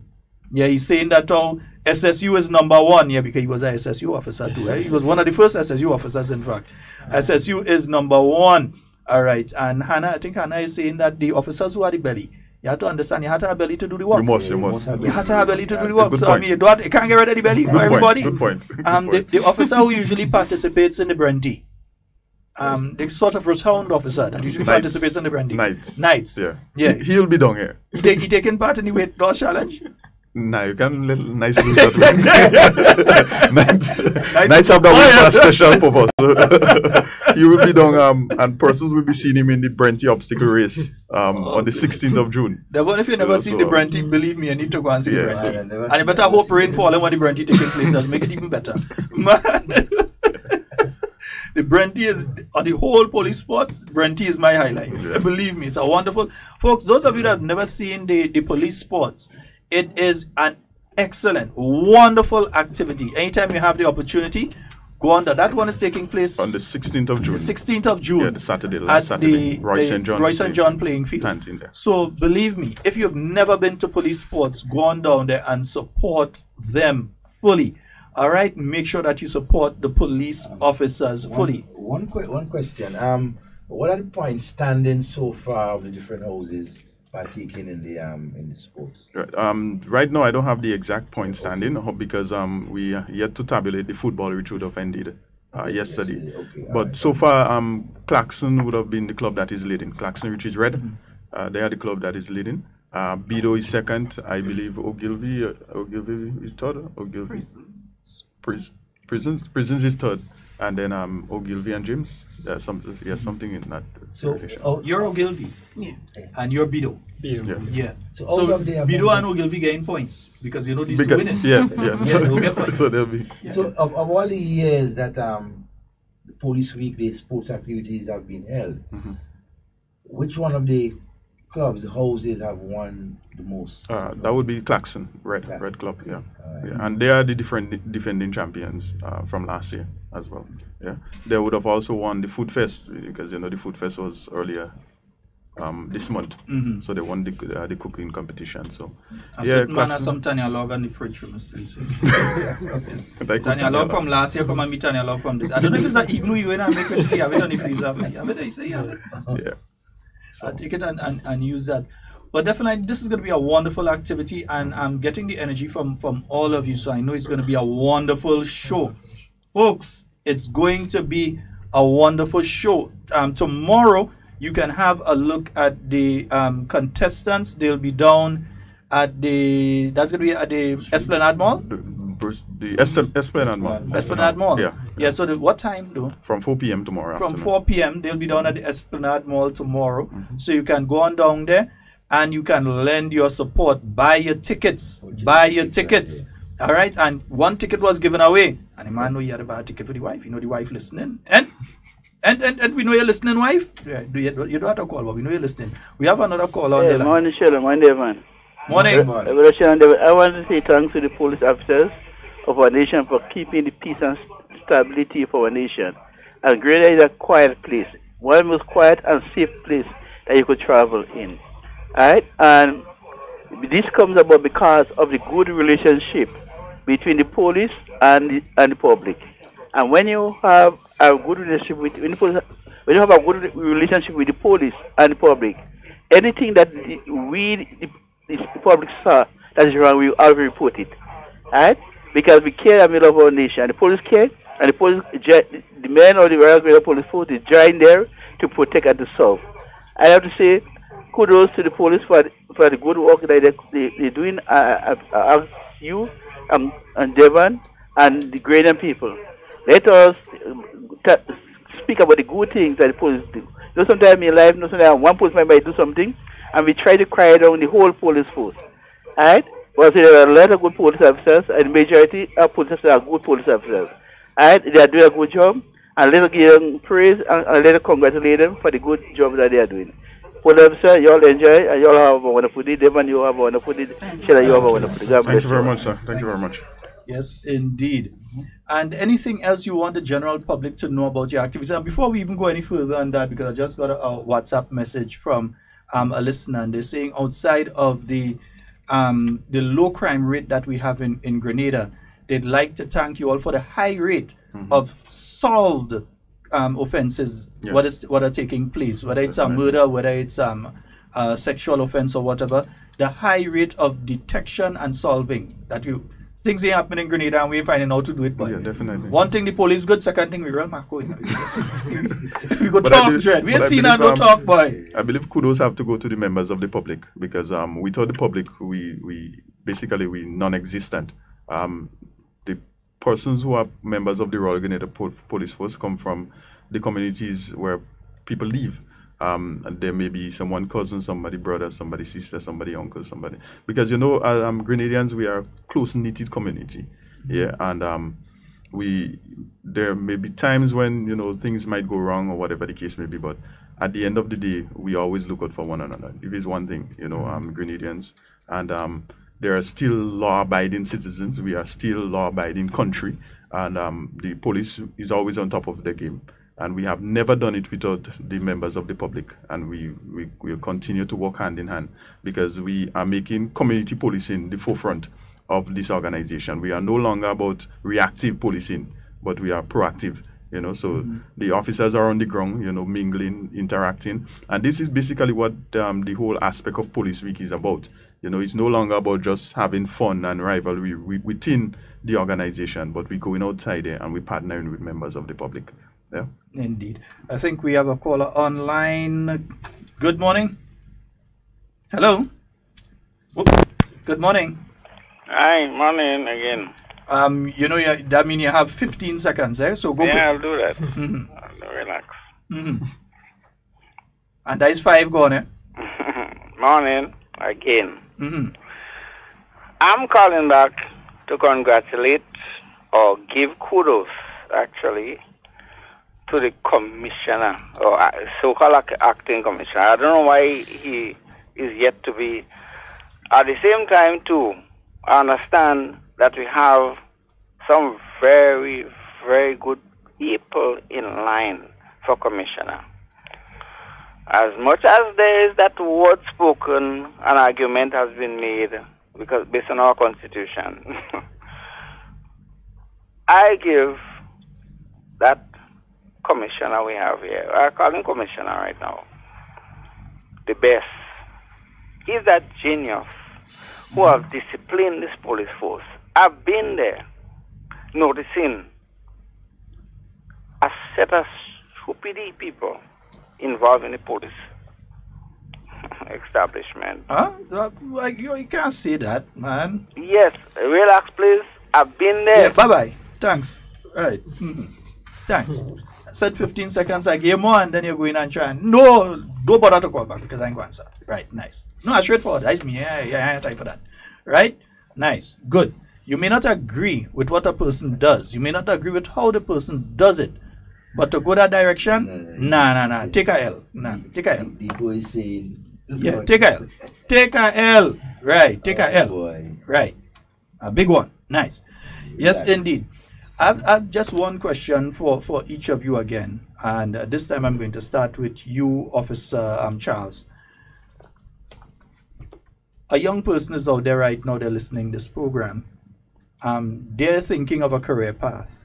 What do you have to say to them to encourage them to join the Royal Grenada Police Force? Well, first of all, I will say that it's a very good career to take forward, because first of all, you're being trained to be very disciplined, and the other thing is that you would be outstanding in your community, and you'll definitely make a difference in your country as a police officer. So I'll encourage any young person to take up that career as a police officer. Okay. Young lady, 21 years old, she has 2 children, but she has a good background educationally. She's unemployed right now. She's thinking of different career paths. She's thinking maybe I should try nursing, maybe I should try teaching, maybe I should go back to school. And she's thinking maybe the police force. She hears your voice right now and she thinks this might be something I'll be interested in. What do you have to say to her to encourage her to join the police force? Well, I know most people have a lot of negatives about police, but you have a lot of positive about the police force. It gives you opportunity, you could study. You provide opportunity, you could study and enhance yourself. You could get a degree while working. It's an organization where you take care of your welfare and your family. So despite the negatives, the good outweigh the bad. And I could encourage any young lady or even young men who are home and unemployed, the police force is an opportunity where you can use that to better yourself. Very professional, disciplined organization. Definitely. Wonderful, wonderful answers. And I think we'll take one more call before we close this segment. One more call we're going to take. Nice, nice. And if the officers answering like that, the night will be real pressure in the place. Telling you, if they're answering like that here. Good morning. Good morning. Oh boy. I think that was my mistake. I hit this one instead of the thing. That one was my mistake. Call right back. We go make sure and take your call. We're giving you a couple seconds to call back. I know you call back. Nice. Yeah. Good morning. Hey, good morning, Sheldon. How you doing? Hey, I'm quite fine, bro. I want to congratulate the police on on a wonderful job, man. They've been doing a great job. In my family, a lot of my family members are police officers. So I want to just congratulate them. And I'm not saying that Sheldon, don't get the hell out of my partner there. He's a little bit drunk this morning. I can hear it in his voice. I cannot judge the man's inebriation by hearing his various discourses on it. Just about 11 o'clock, and this man is so drunk, yeah? No, boss, you want me to get sued? I cannot judge the man's state of inebriation by listening to his discourse on national radio. So do not blame me, brother. I can't judge it. All I go say is me ain't tolerating it. Bye-bye. Well, no, you are he. Right, okay. No, wrong place. All right, thanks. You want me say the man? How I go tell the man drunk? Have a breathalyzer? I can't do a breathalyzer over the phone. Indeed. So folks, it's coming up next week Friday. It's Ecstatic 3. Yeah, the Royal Grenada Police Force. Some beautiful ladies representing the various branches of the Royal Grenada Police Force. This young lady here, this one going on win, but you come in and see her win, right? Nice. She's from St. Andrew. She's from the police training school. She's representing Ogilvy Club. Yes, definitely. So you're going out for Officer WPC, Noel, right? Nice. That is, woman police constable. We have to stop this thing about woman police. Constable is constable, police is police. We have to stop this WPC thing. If you think we have to stop it, we'll change the uniform and thing too. Anyhow, that's another talk for another time. And we have Officer Noel, Officer Charles from the SSU. He is here as well. So make sure you all come on out and support the officers. Yeah? Because they are always supporting you. Right, you can get your tickets again at the police canteen. Police canteen. What if someone goes into one of the police stations around the island? Yes, will they be able to get it? Yes, they will be able to get it. Right. Fire department, what are you taking part? Not this year. Coast Guard? Not this year. Coast Guard, nobody there? Not this year. Yeah, he is. All you did that, boy. Why you didn't go and take part? You already Coast Guard officers. I know all you listening now on the base. They what going on tell you? All you taking part, man, come on, all you have to do better than that. Man. I support all you still want all you think next time. But all you have to do better than that, eh? Nice, right. All you have to make sure all you part of the thing. Price of the tickets are only $30. You get a package for $100. Right, so you can get your package. A good friend who won the ticket, he messaged me and he just said yes, he buying one for the wife. So he go check you all out. Wonderful news. But the man coming alone, he must bring the wife. Yes. Bring a friend and the friend bring the wife and then children. Yeah, when you go to the bar, somebody have to drive afterwards. Definitely. Yeah. And you you can't be out to bring other people with you, man. You can't go with the car with just two all the guys wasting gas. Bring other people. Yeah, full up the bus, full up the truck, full up the van. Come on down and support the members of the Royal Grenada Police Force. Support all of the Police Week activities. You're going to hear other activities coming up from time to time. Yep. Any happy hour coming up? No. I know the different clubs usually have their individual happy hour and things like that. From time to time we get information. No, nothing that you know of right now. Yeah. But definitely you have the sports day coming up on the 16th. On the 16th. And you have, well, you can, the night of the ranks, I don't think you could just go like that. But anyway, those things are coming up. Yeah. But they have the different sporting activities, and so you can come on out and support. But the main one that we're looking for your support next week, Friday. Yeah. And we also have the Fiesta, the Winball Fiesta. This is where we'll be going to Hermitage this year. Wow. We're going Hermitage playing field. We're inviting members of the community to come on out. We have in cricket, we have in domino, we have in tug of war, we have in the whole, all sorts of games. We have in cards. It's just a day for relaxation, fun. And it's on the 31st of May. That's a holiday next week, Thursday. So we're inviting members of the public to come on out and have fun with us on that day. All right, indeed. So we'd like to thank you all so very much for being in studio with us today. I wonder if I could find a song by a police officer, but the thing is, I tell a certain police officer, I ain't gonna call his name, right? And you can't get dash player because dash in competition. What do you mean I can't get dash play? And you go lose. Dash, yeah. The man outside, you know. I calling Dash. There's Dash, you know. You know what's going on up here. I calling Dash, you know. They say Dash, watch. The thing is, the police have won in the past. You've had police officers win. They've won the Groovy Monarch. They've won the Calypso Monarch. But I've never heard a police officer win the Soca Monarch yet. Yeah. Dash, we laying out a challenge to you. Police win the Groovy. Yeah, you win it. Right? Police have won the Calypso Beast. Yeah, I've won it. But we never hear police win the Soca Monarch yet. Time for that. We're working towards that one. You have one more thing you wanted to say? There'll be prizes that they do. The first paid entrance, you get a chance to win a prize. Wow. So you have to be there early. All you hear that, you're getting a chance to win a prize. And the thing is, police does give you all kind of thing like car and all kind of thing. I ain't say that is what it's given. I did not say that is what they're given. I said police prizes are beating like car and TV and computer and high-tech phone and all kind of thing. The police does give us the prize. I'm not saying where's the prize. Or it could be a night for two in some hotel or something. You never know. You could get a day pass at a Sandals. 7. Yeah. And as police officers, you always have to report way in advance. So what time are doors opening? The opening is only at 3 o'clock. You're going to sit down and go and camp down there. Down the camp. Boss, they have band, that thing there. We don't even matter cook. We don't only. We walk in now. You just walk with that little cash. That should be around PD. Yeah, that should be around. Yeah, consider it. Oh, yeah, you remember it's that was in fact. We just get POD. So we're going down for that, definitely. So we'd like to thank all three of you for taking the time out from your schedule and being here with us today and also informing the public of what has been taking place. And also, I'd like to thank both of you especially for the encouragement that you've been giving to other persons out there to also become police officers and serve their country.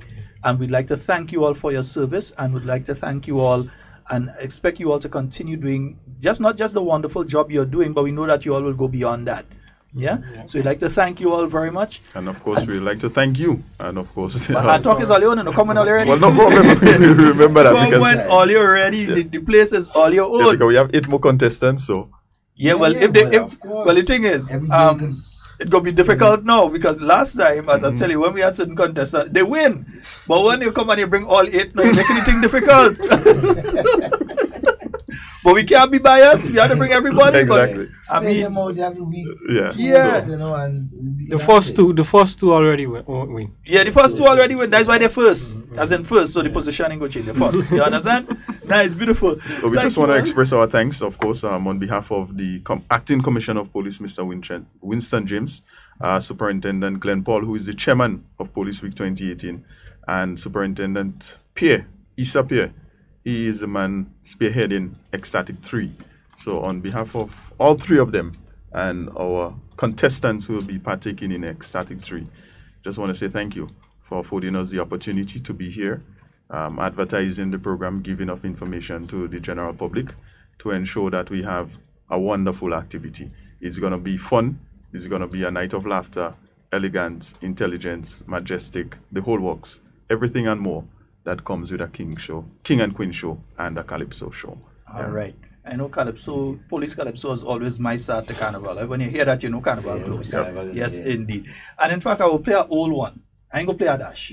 I'll play an old one. Yeah. I ain't sending no message to nobody, but I'm playing an old one. So I'll listen to that one while the officers organize. We have a fruit break. Yeah, we have a fruit break. Yeah, you wait your fruit for yourself, not me. Next thing I can't talk on it. The viewers are taunted.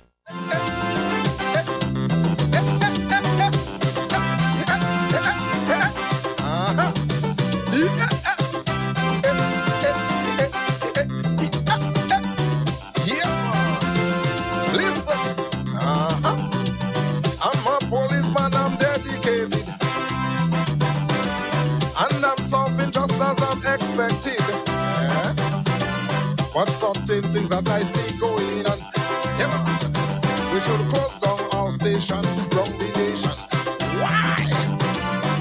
Cause all your fretting me,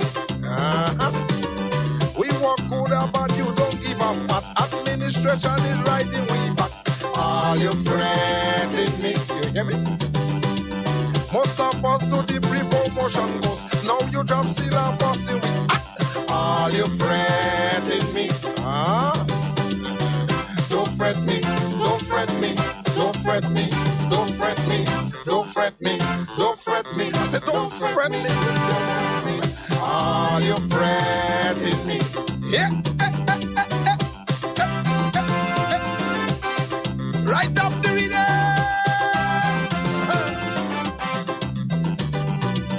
Every police walking around the clock to get all the black and video back.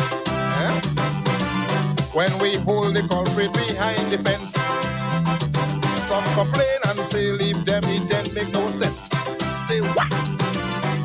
All you fretting me. We walk good about you, don't give a fuck. Some of all you just attacking me. All you fretting me. We seeking for betterment in this place, but all you stabbing us in with chest. All you fretting me. Don't fret me, don't fret me, don't fret me, don't fret me, don't fret me, don't fret me. I said don't fret me, don't fret me. All you fretting me. Hey, hey, hey, hey, right up the reader. Say what? Any tiffin man not go in your home. They not leaving no table there and turn. If you come and meet them, then I told it. And you handbug them, your life they will take away. Say what? Yeah. All you fretting me. We walk good about you and give a fuck. What them bandit do, all you look for that. All you fretting me. Some of all you sit in your area, not one of all you call the officer. All you fretting me.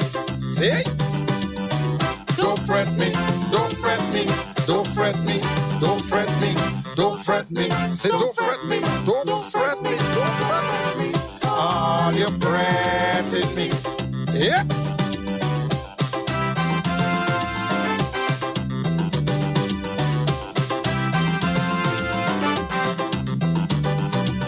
This very said fellas commit murder. Yes, indeed, folks. Yeah, we're back. Concealing the crime is delaying time. As soon as I talk down, we're going to level them fruits. What do you? Yeah, man. Probably if you playing that, we don't eat half already. Yeah, you're going to level them fruits as soon as I talk down. And tomorrow, what's yet to know? A little cry tomorrow. Hey, boy, tomorrow is tomorrow, but today is the day, and today is election day in Barbados. In Barbados, man. Yeah, today is election day in Barbados. Wanna do? What wanna doing? MIA in action. No, don't wanna. Is wanna doing? Yeah. Yeah. What they doing over there? MIA in action. MIA in action. Yes. Yeah, they say what? Vote them out? Yeah. I don't know. I just repeating what I hear in them Bajan say. But a very interesting one though.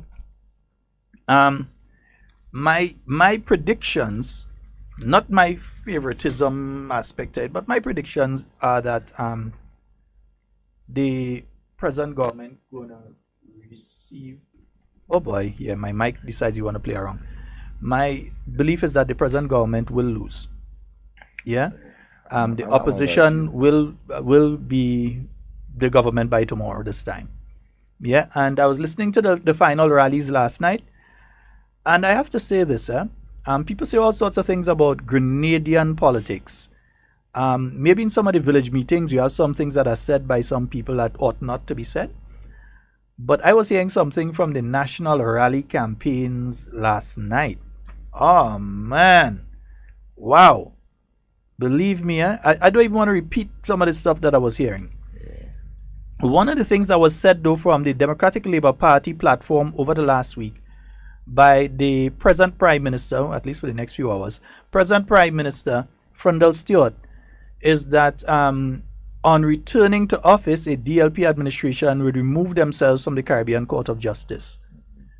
And I want to emphasize that he said that they would remove themselves from the Caribbean Court of Justice. that he has no problems with the rulings that have come out from the court, but Barbados is being disrespected. And I say that in the context that he's actually making the case for Grenadians to go to the Caribbean Court of Justice. And the reason I say that is simply this. It shows that the Prime Minister of one of the wealthier countries in the region, who I believe also have people from Barbados who are sitting at the court, cannot politically influence the outcome of the cases. He's actually making the case for the CCJ for Grenada. He's making the case. I see some people trying to spin this all how. Yes, he made a statement about politicians in robes, but if there were politicians in robes, then some side or the other would have been able to influence them. But there have been judgments. In fact, just last week Sunday, not this Sunday, but last week Sunday, there was a judgment against Barbados. Which means, because this is what a lot of people are afraid of. They're afraid of, because the court, if Barbados is like, in the case of Barbados, Barbados is part of the court, and Barbados has paid money into the fund that operates the court, that Barbados might have been able to influence the outcome of the cases, but the cases have been coming out. And they have been based specifically on what the law says. Exactly. Not what Barbados want, not what the individual or individuals who bring the case against Barbados wants, but specifically what the law says. And that's what any court is supposed to do. The courts are supposed to deal... Oh gosh, Janelle, you're saying we will put him out. I hope you go and vote already. Yeah. The courts are there to look at law and then rule according to what the law says. And the Prime Minister of Barbados is also a lawyer. Yeah. And he knows proper procedure. Yeah. Political gimmick. It's a shame though that he had to use. But it's going to cost him some votes that he ought not to have lost. It's going to cost him dearly. In fact, I would be pleasantly surprised if he retains his own seat. Don't be surprised he get Tillman Thomas. Yeah, and I understand. I'm telling you, don't be surprised he get Tillman Thomas. The gentleman that is coming up against him, Mr. Humphrey, very, very exciting. I wonder if he related to Chester. It's possible. A Humphrey, you know. Yeah, and Chess. I find I ain't seen Chester. Next thing Chester. Next thing Chester over the campaign. Chester will be campaigning for I wouldn't put it past Senator Humphrey. I would not put it past Senator Humphrey that he might be over there, because I mean, I've heard people making statements. Have they even listened to the statement that was made by Frondell Stewart? I tend to follow regional politics very closely. Not just Grenada, not just Trinidad and Barbados, all countries. Turks and Caicos and all others follow very closely. Yeah, I follow politics very closely. I listen. I don't only read commentaries on it. I actually listen to the statements that are being made. I listen to the meetings of the political parties over there. And I heard the statement by Frondell Stewart in relation to the CCJ. But some people here, because they're so desperate to try and crash the whole thing, have been trying to latch on to that now, as though, oh, the court ain't good because Barbados leaving it. He said clearly that Barbados was the first country to come into it, and they could be the first to leave, right? All well and good. All well and good. But he also said that they're not going back to the Privy Council, they ain't going back to that. So you see, they would create a new court. So you see, it's a statement that he made out of thin air. It's just prop politics, basically. But that's the thing. But even within the statement, he says he doesn't have a problem with the judgment, but that Barbados is being disrespected. Then how is Barbados being disrespected? If you don't have a problem with the judgments that are coming, he has a problem with the judgments. Be a man, stand up and say, look, I have problems with the judgment, but you know you're going back into law practice just now. So yeah, private practice. Anyway, that's getting involved in Barbados politics. But anyway, yeah. Now, I part Bajan, I can see it. So, but it says a lot. It makes the case for the CCJ here in Grenada. Because what he was saying is that his government, the ruling government in Barbados, was not able to dictate to the Caribbean Court of Justice or influence the outcome of the cases. That they could not. that once the judges sat and they looked at something, it was based on law. They had a case. Facts. They had a case last Sunday that was based on the issue of non-nationals voting in the Bajan election. And the law in Barbados is the same as the law here. It gives the right to Commonwealth citizens who have resided in Barbados' case. I believe they have to reside 5 years. They have to have resided in Barbados 5 years. In Grenada, it's 12 months. But they have had to reside in Barbados for 5 years or more to be eligible to be an elector in the election in Barbados. And the ruling administration, apparently, they had a problem with that. They had a problem with that particular issue. Yeah, they were...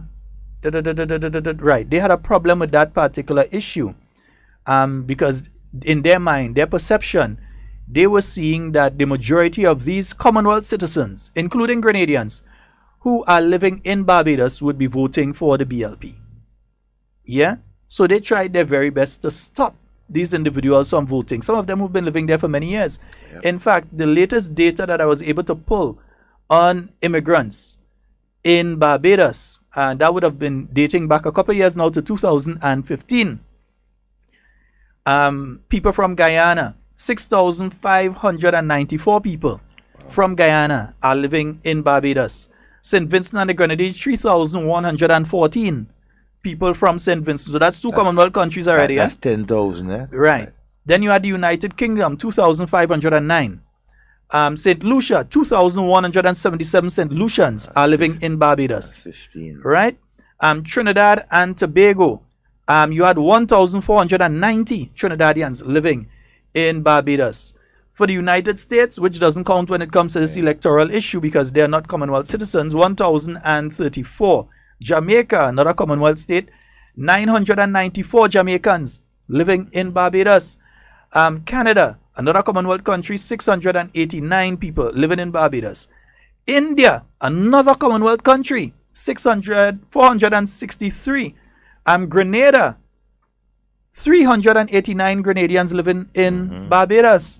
Yeah, Dominica, 337. Antigua, Barbuda, 194. St. Kitts, Nevis, 109. Cuba, they can't vote. 58. Bahamas, they can. 49. Suriname, they can't. 47. China, they can't. 43. Haiti, they can't. 33. Australia, they can. 24. Belize, they can. 22. So that a significant number of people. About 20,000. Who, according to the law, qualified. So the Caribbean Court of Justice looked at how the law is to be applied, and it ordered the Electoral Commission in Barbados to allow these people to participate in the process. And give them 1 day too, not just order. Yeah. Give them a short They piece order of time them that they had to do it because some of these people brought a case against the Electoral Commission because they were barring them from voting. And if you had given the opportunity to certain individuals here in Grenada, they would have done similar. Yeah. They're speaking about, and let me shoot down something here one time. This stupidness being spoken about by Ray Roberts and Jude Bernard and these other idiots. About, yes, I'm calling them idiots. About all these people who appear on election day. That's nonsense. Nonsense. Number one, if a person obtains Grenadian citizenship by investment, they cannot be registered to vote. That is the law. That is what is in place there. If a person becomes a Grenadian citizen by reason of citizenship by investment, the law, the same one that passed there when the same Ray Roberts was sitting in the parliament right across from me, that law states that the person cannot become an elector in a Grenadian election. And he knows this. So these were not people that were voting on election day and did not vote on election day. So you see all kind of people looking like Chinese and all kind of thing voting. Oh, it's kind of nonsense. That is an indictment on him and his political organization, because any political organization with their salt would have gone over the voters list with a fine-tooth comb, and if you find, you see a name like Jing Xing Pi, and you find Jing Xing Pi, it look like a Grenadian name. Let me find out who Jing Xing Pi is. Exactly. And you check Jing Xing Pi and you realize Jing Xing Pi was actually born in Grenada. Oh, you're saying they are a bunch of lazy guys. Just because their parents came from China, but there are people who are from China who have been living in Grenada for, in fact, I know of one Chinese family. I know they had children that actually went to GBSS and so on. I know of a guy there that went GBSS. St. Andrews, they are. In St. Andrews again too. So you see these people, some of these people were born right here in Grenada. They are Grenadian citizens. They didn't get it by citizenship, by investment, but some of them were born here. So if you see them on election, they're going to say they have no right to vote just because they have a different race. They are Chinese. So you see Xi Jinping, you ain't checked to see who Xi Jinping is? Lazy guys. You're lazy and then you wanted to be a minister? And then you come in and complain about, you see all kind of weird people voting on election day. You're lazy. And that's why you are lost. Let me ask a question, Sheldon, for the benefit of some persons out there. Now, when you get registered as a Grenadian, okay? You register, you have your ID card, let's say registration open, not election, but you register. You have your ID card and so on. You decide to go away and work, spend some time. And when election is close by or whatever, you come home and decide, look, you want to take part in the election and you're registered. Is that illegal? Let me hear that question again. If you've registered. If you are registered, you are Grenadian. Born Grenadian, you are registered, right? Has your ID card, everything, and you decide to go to either Canada or America, wherever, work, whatever. And election time, you decide to come home and vote. Once you've been home within the past 12 months. Exactly, yes. And once you've been home within the past 12 months. Exactly. Because, again, it falls on political parties. If you're monitoring and you realize that this person is not in the state of Grenada and they have not been here within the past 12 months, then their list, their name can be removed from the list. You can make an application to the electoral office and say, well, so-and-so has not been in Grenada for the past 12 months. Exactly. We can prove they have not been here for the past 12 months. There are forms that are set out for that. You make the application, have the person's name struck off the list. But then, if the person returns, then they are here within the past 12 months. And once their name is on the list, that's the qualification to vote. Because so you cannot strike their name. You cannot tell them when the election time comes that they cannot vote. They can't vote. Because there are a number of Grenadians who go away and spend 6 months, 3-4 months and come back every year. My brother, you want some figures on Grenadians overseas? I could give you some figures on Grenadians overseas that I picked up online from a reputable source. And in the United States, we have roughly 32,460 people. In the United States, Grenadians, right now, 32,460. In Canada, 11,524. And those are, I still think those figures are a bit low. That's what I'm saying. Those figures are a bit low. I think that's probably the people that travel in that year, if you ask me. Well, yeah, that's right. You know. So, to the United Kingdom, we had 10,000, and that's in the year 2015 again. We had 10,009 people heading to the United Kingdom, staying over for a period of time, heading to the United Kingdom at that point in time. Trinidad and Tobago, 8,026. Yeah? And that's just in the year 2015, people who went and stayed in these places. All right? Spain, strange enough, Spain is kind of high on the list for Grenada. 622 people. Wow. Yeah? Migrated to Spain in 2015. St. Vincent and the Grenadines, 433, Barbados, 389, and that correlates with the figures that we saw from Barbados for Grenadians. Jamaica, 205, Guyana, 193, Antigua, 192, Venezuela, 163, St. Lucia, 159, Australia, 127, Cuba, 76, those would have been students, St. Kitts and Nevis, 57. So there are quite a bit of Grenadians that are in other countries as well. But there's this insular behavior by certain elements within the society. Cry, baby. Like, because your neighbor string berry here and mine may be berry in some part in South Trinidad in Marabella, that it means that you supposed to have more rights than me. But my mother's neighbor string berry in Springs, my father owned in Montreal in Carriacou, under some tree or the other. I must go and find the tree. Yeah? And as such, we are all the children of Grenada. I mean, according to the Constitution, officially you're Grenadian anyhow. Once you're born wherever, one or the other your parents. These guys and girls are just bitter. They are bitter. But they're going to see the effect of that sort of behavior. You're going to see the result of that sort of behavior later today when the results start to roll out on what's going on in Barbados. But when it comes to Frindle Stewart's statements about the Caribbean Court of Justice, I think he made the case, nothing, but I know that he has made the case for ensuring that the Caribbean Court of Justice becomes the final court of appeal for the state of Grenada. Because he has stated clearly, powerful Barbados, Barbados that had their own currency, Barbados that has a multi-billion-dollar economy, Barbados is saying that they cannot influence. That's what Frindle Stewart is saying in essence, that they cannot influence what is being done by the Caribbean Court of Justice, that they in fact are a fair court. He may not like the outcome of the cases against his country. He may not like it because he's the Prime Minister of Barbados. He didn't want her to pay Shanique Myrie any money. But she was ill-treated on the airport in Barbados by immigration officers. She brought a case through the Caribbean Court of Justice and she was successful. You may not like the outcome because you're the Prime Minister of the country. You have to find the money now to pay her. So you may not like the outcome. But it was based on what the law says. Exactly. You may not like the outcome because you may find that, look, if all of these people that we're talking about are able to vote in a Bajan election, that might be problems for you, so you may not like the outcome of that particular case. But the bottom line is that when you look at it, it says clearly, Commonwealth citizens who have resided for 5 years and above have the right to vote. Yeah, you may not agree with it, but it is the law. If you do not agree with it, change the law.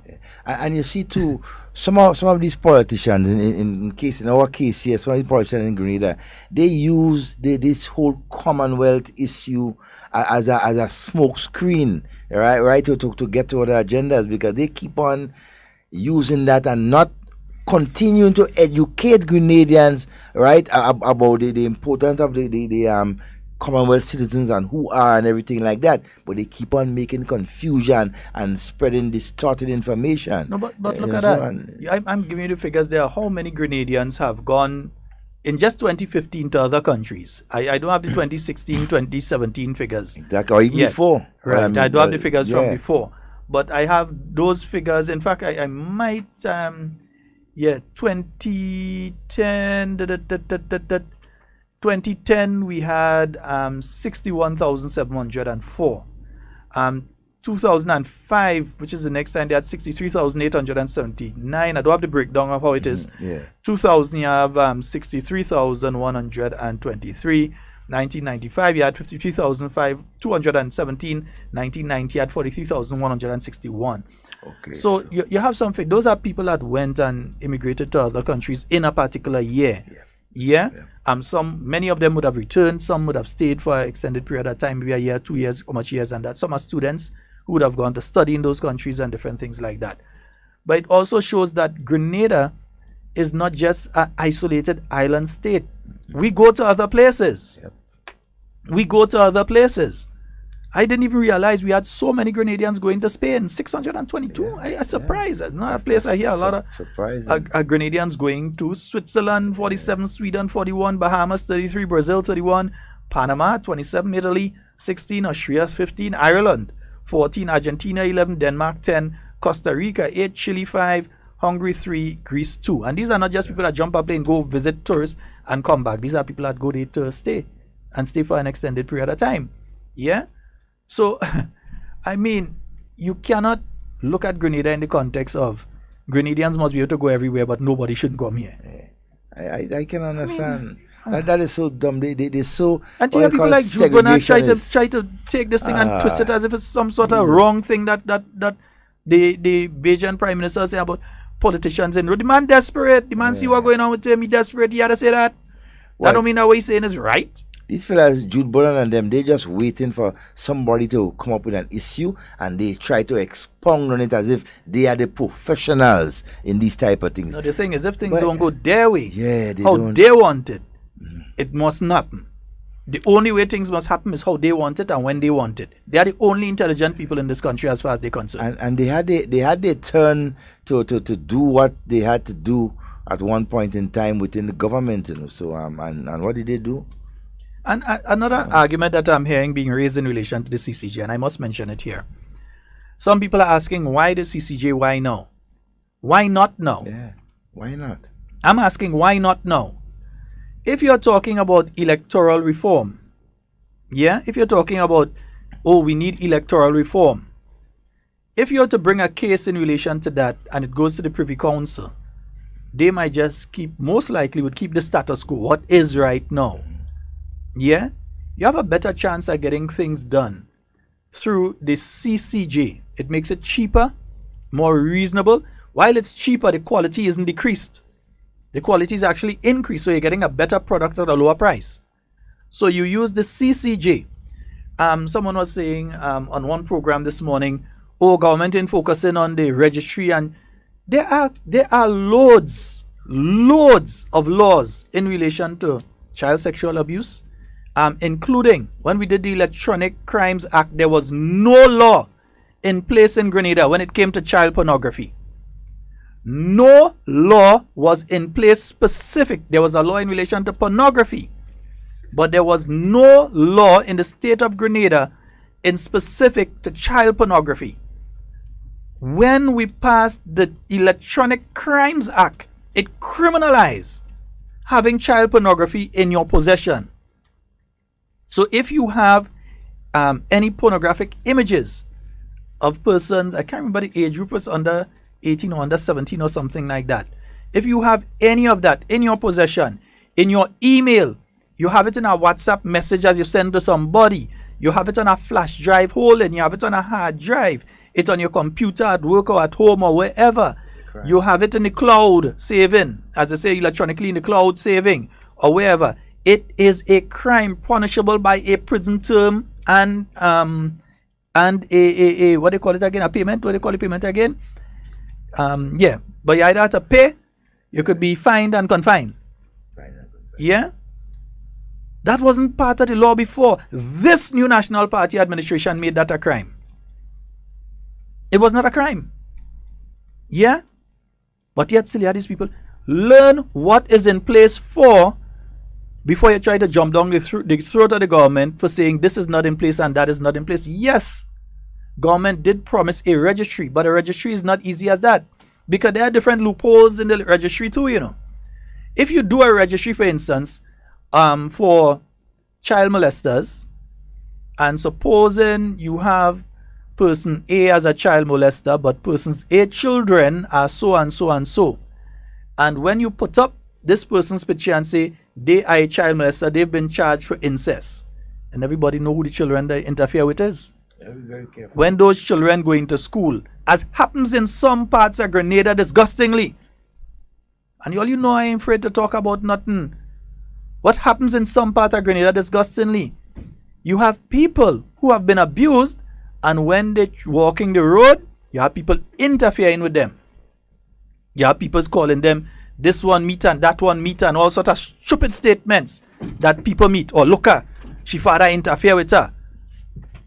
Or look her, this one take her. And that kind of stupid statements that some individuals, unthinking, make out there. So yes, we need a registry. A registry is a must, not a want. But it is a must. It must happen. But there has to be a particular structure within how that registry is done to protect the lives and the well-being of those who have been interfered with. So you're going to say that, let's say you say person A in whatever, I don't want to call a community because next thing people say I'm labeling them, but whatever community has been involved in incest with their children, their own children. And then you put up a registry and you put that person's face, you put the name, you put what they charge with and that sort of thing. So everybody can access that information. But everybody know who the children is too. So when the children going to school now, where people might not have known before, or people generally didn't know before that this is what happened to them, they just ain't seen them, they change village, they go into a different area. Now they're seeing them and they start to say, oh, your father take you. That's how people get on. There are people that get on like that still within our country. Disgusting. And some of us just jump on a bandwagon because it is politically expedient. Do you find it's nice to talk about that at this point in time because you think you're doing Dr. Keith Mitchell something, or you're doing the NNP something, or you're doing the government, the governing party something, or you're doing the ministry something, or the police something. I mean, But the reality of the situation is that it cannot just be rushed through to please anybody. It has to be done properly. So I see people jump on radio and talking about, oh, they're going to CCJ. So wait. So when one of these guys decide that they go in and bring a case, and it has to end up going to the Privy Council, and now government has to go and find money to go and fight one of these cases in the Privy Council, when it could have been done at less expense to the Grenadian people by doing it through the CCJ, you're saying it is better to leave it in the expensive Privy Council instead of dealing with it through the CCJ? Let me ask a question. The CCJ, but we have to understand this concept. All laws in Grenada cannot be in contravention of the Constitution of Grenada. The Constitution of Grenada is supreme. So all laws must be made in relation to the Constitution of Grenada, right? If you have the CCJ, which is going to look at the Constitution of Grenada and going to look at the various laws and so on in place, that is the first step before you start putting different laws in place. That's why you had to have the Privy Council, yeah, before you had all these other things being done. That is how important the CCJ is. Go right ahead, Devon. You were saying something. No, I was just saying in terms of costs, right? Those members of the CCJ, country members of the CCJ, when any one of them particularly wants to bring a case to the CCJ, would they have to incur costs, or because they are already paying a contribution? They don't incur costs because listen, the CCJ is an independent organization. So you can't say, well, we paying and we doing it for free. It will be much less than having to find £80,000 to go to the UK. It's going to be much less, and it can be done in camera. In other words, instead of having to fly to the UK and find lawyers and transport and housing and food and all this sort of different accommodation and so in the UK to fight a case, a lawyer can stay here in Grenada and via video conferencing have their case discussed at the headquarters in Trinidad, or because it rotates through different jurisdictions. Through one of the jurisdictions, they don't even have to leave the state of Grenada, so it's much cheaper to be able to bring the case to the Caribbean Court of Justice.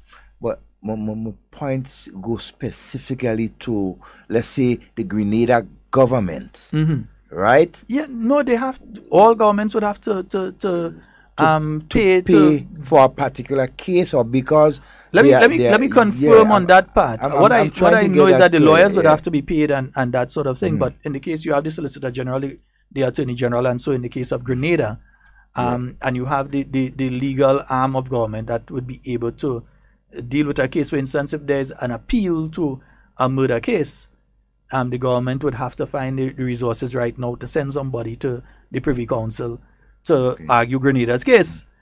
In the case of somebody who has been convicted of murder and might say, well, I've been sentenced to 20 years and I find I should get 5. Yeah, or I've been sent, and in most cases, it's if a person was sentenced to hang, or so, to the death penalty and so, and that case ends up in the UK. So suppose a person run amok and they murder X amount of people and all kind of thing over a period of time, they are a serial killer or some kind of thing, and they've been sentenced to hang, and then that case goes up to the Privy Council. Now that person gets a free lawyer. They don't have to leave Grenada. They get a free lawyer. They get everything. But Grenada now has to go and find money to find lawyers, not only the local lawyers, but you have to find UK lawyers. And then you have to find accommodation for your local lawyers, and so to go up to the UK to go and fight the case in the Privy Council. Whereas everything could have been sorted out right here in the Caribbean from a court that Frundell Stewart himself is saying that CCJ member Barbados cannot influence. The very same point that all of these various people who are speaking out against the CCJ has been making have been shut down by the Bajan Prime Minister. He upset. So he want to come out of the CCJ. The man make it a platform promise. Because they cannot influence. He's a sitting Prime Minister. He's not the opposition leader, you know. He's a sitting Prime Minister. He's a man who has been in the chair since the death of David Thompson many years ago. 2008. Yeah. Well, 2008 it was. He died. I know they came in 2008. He died in 2008 as well after. Months after. Yeah. So he has been the sitting Prime Minister of Barbados. And he's saying that they cannot dictate to the CCJ how cases go. He's saying that they cannot tell the CCJ how to judge something. They're the first country that joined. So if there's anybody that did a BBO learn to, they say, well, that's the first ones that come in and so. So they have some sort of influence on us. But instead of that, the CCJ is not being biased. The only thing that they're being biased to is the law. What the law says. Not to any country, not to any individuals and so. The law. The statement about people in political robes. The man stand up on a political platform. He's seen that he might even win his own seat and that the party going down 20 plus. I mean, come on. Out of 30 something seats, he know that they're losing 20 plus. So he making statements. Yeah, he's trying to excite his base. Yeah, as a leader, as a prime minister, statements like that should not have been made on a platform. And then you have people coming, why CCJ? Yeah. Every single legal matter in Grenada, the final court of appeal is the Privy Council. Yeah. Everything. You're talking about child molestation, the final court of appeal is the Privy Council. London. Yeah, the Privy Council. That's the final appellate jurisdiction. That's what I said. The Privy Council. So those who rape and they want to say that they didn't rape, or they find they get too much time for raping and that kind of thing, they could drag it straight through Eastern Caribbean, go up to the Privy Council. They find the regional court, the Eastern Caribbean court, is the final court they could go to is the Privy Council. And that is more, that's an extra cost for government, right? Because our taxpayers' money who has to go up to London to defend. You see, it's some people are speaking out of a position of hate. Exactly. For Dr. the Right Honorable Keith Mitchell, hate for the new National Party administration, jealousy and vexation because the NNP has been able to do what it has been able to do politically, just speaking out of a point of hate and not a point of common sense. And you see, one of the things too I admire by this administration, Dr. Mitchell and his government could have jumped into the CCJ from the word go, you know. But instead, right, he and his government gave it enough time, right? Let them see how it operates, get Grenadians more aware of its functions and everything like that, and then introduce it when we more understand, right, the functions and works of the CCJ, because it will benefit us. Right? That's the only thing it will do. It will only benefit us as a people, right? Within the Caribbean context, right? We are our own judges for ourselves. We know our people. We know law. We have about the best lawyers in the world. So when the International Criminal Court looking at what took place in Rwanda and so they come Who for did Caribbean. they call? They come for Caribbean people. All of these courts all over the world come in and get Caribbean people. But you're trying to tell me Caribbean people can't deal with Caribbean cases? Oh, come, please. Politics. Uncle Tom. Anyhow, the Prime Minister's Office Social Committee, they're having a breakfast sale tomorrow. Yeah? That's at the Prime Minister's Office, 6th floor, the Ministerial Complex. And it's starting from 7:30 to 9:30 tomorrow. So Prime Minister's Office have a little breakfast sale. That's taking place tomorrow. The Social Committee of the Prime Minister's Office. All funds are in aid of the Prime Minister's Ministry Social Committee and that kind of thing, right? And they just help and do a little thing, right? So cost of the lunch, or the breakfast, $10. All right? That's $10. So you can check them out tomorrow. If you're in the ministerial complex and so, all of you that are working within the ministry or visiting the ministry tomorrow, they have a breakfast between 7:30 a.m. and 9:30 a.m. at the Prime Minister's Ministry. So you can check them out. Nice, $10. Just walk with that $10. In fact, walk with 20. Yeah, walk with 20. Walk with 20, Because you go taste so good, you want to buy a second one. Yeah, you can even look at something in the kitty there too. Or might be a 30 because you have the wife home and so, but you want to eat two, and you have to bring one for the wife. So, you see, do like we partner. You win a ticket, buying one for the wife. You buy one for the wife. You buy one for the wife one time. Yes, indeed. And Little Miss Grenada pageant Saturday, 6 p.m. Spice Basket, don't miss it. You miss half of your life if you miss those beautiful young ladies vying, right, in competition. And co-hosted. We're giving away 2 tickets tomorrow. Yes, tomorrow. We're giving away 2 tickets tomorrow. And hosted by our own Sheldon Shiloh. Yeah, together with Lex and Fletcher. Lex and Fletcher. So you can't miss it. You have beauty, you have youth and beauty. Yeah, Wow. definitely. And you have youth and beauty together in both of them. Together in both of them. You Lexan understand? ain't aging. Nah, she ain't aging Lexan at ain't all. aging. Nah, like Lexan, I mean, I know why is it. Maybe she's drinking in the police canteen. Well, apparently so. Maybe she's drinking in the police canteen. I don't know. Good morning, Najuma. Something in the water in that place. Mother of Shiloh. What a wonderful job you're doing, my dear. You just want to Keep it tell up. her that is his cousin. Well, I mean, it's known, but she is doing. When you listen to that young lady who wants to be the Grenada's prime minister at the age of 18, Yeah. I mean, it's only 9 years away. Yeah. Gas price. Yeah, we were talking about gas price. Jumping up on radio about gas price. Jumping up about gas price. Let me tell you something. The price of petroleum products in most of the other countries are subsidized. Yeah, most of in them. other words, the government, instead of raising revenue from it, has decided that they are going to keep it artificially low. Yeah, so they are basically spending money to keep the price where it is. Yep. It's artificially low. That's not the real price. If you check the real price is different. And then you have certain people that given the measurement in what does call it again? Some given it in liters and some given it in gallons. In gallons. So some people calling it in one and then getting you the thing in the next one to try and make it look like, oh, Grenada owns so high as compared to some of the others. Yeah. They giving you in gallons and they giving you a liter price. Yeah. It is subsidized. Like right now. That's like our the new price, passport. The price, right? No, the passport, but right now the price of the 25-pound cylinder, it is subsidized. That's not the real price. I think it's $40. Is it? Yeah, it's 40. That doesn't matter. It's pegged at 40. 40, right? It's pegged at 40. That means that government taking the hit financially for it. Yes. And that is what is taking place through the rest of the Caribbean in most of the countries. Unless it's an oil producer like Trinidad and oil price went up there, gas price went up there recently and people cry when they hear gas price. Gas price going up all over the world. Yeah.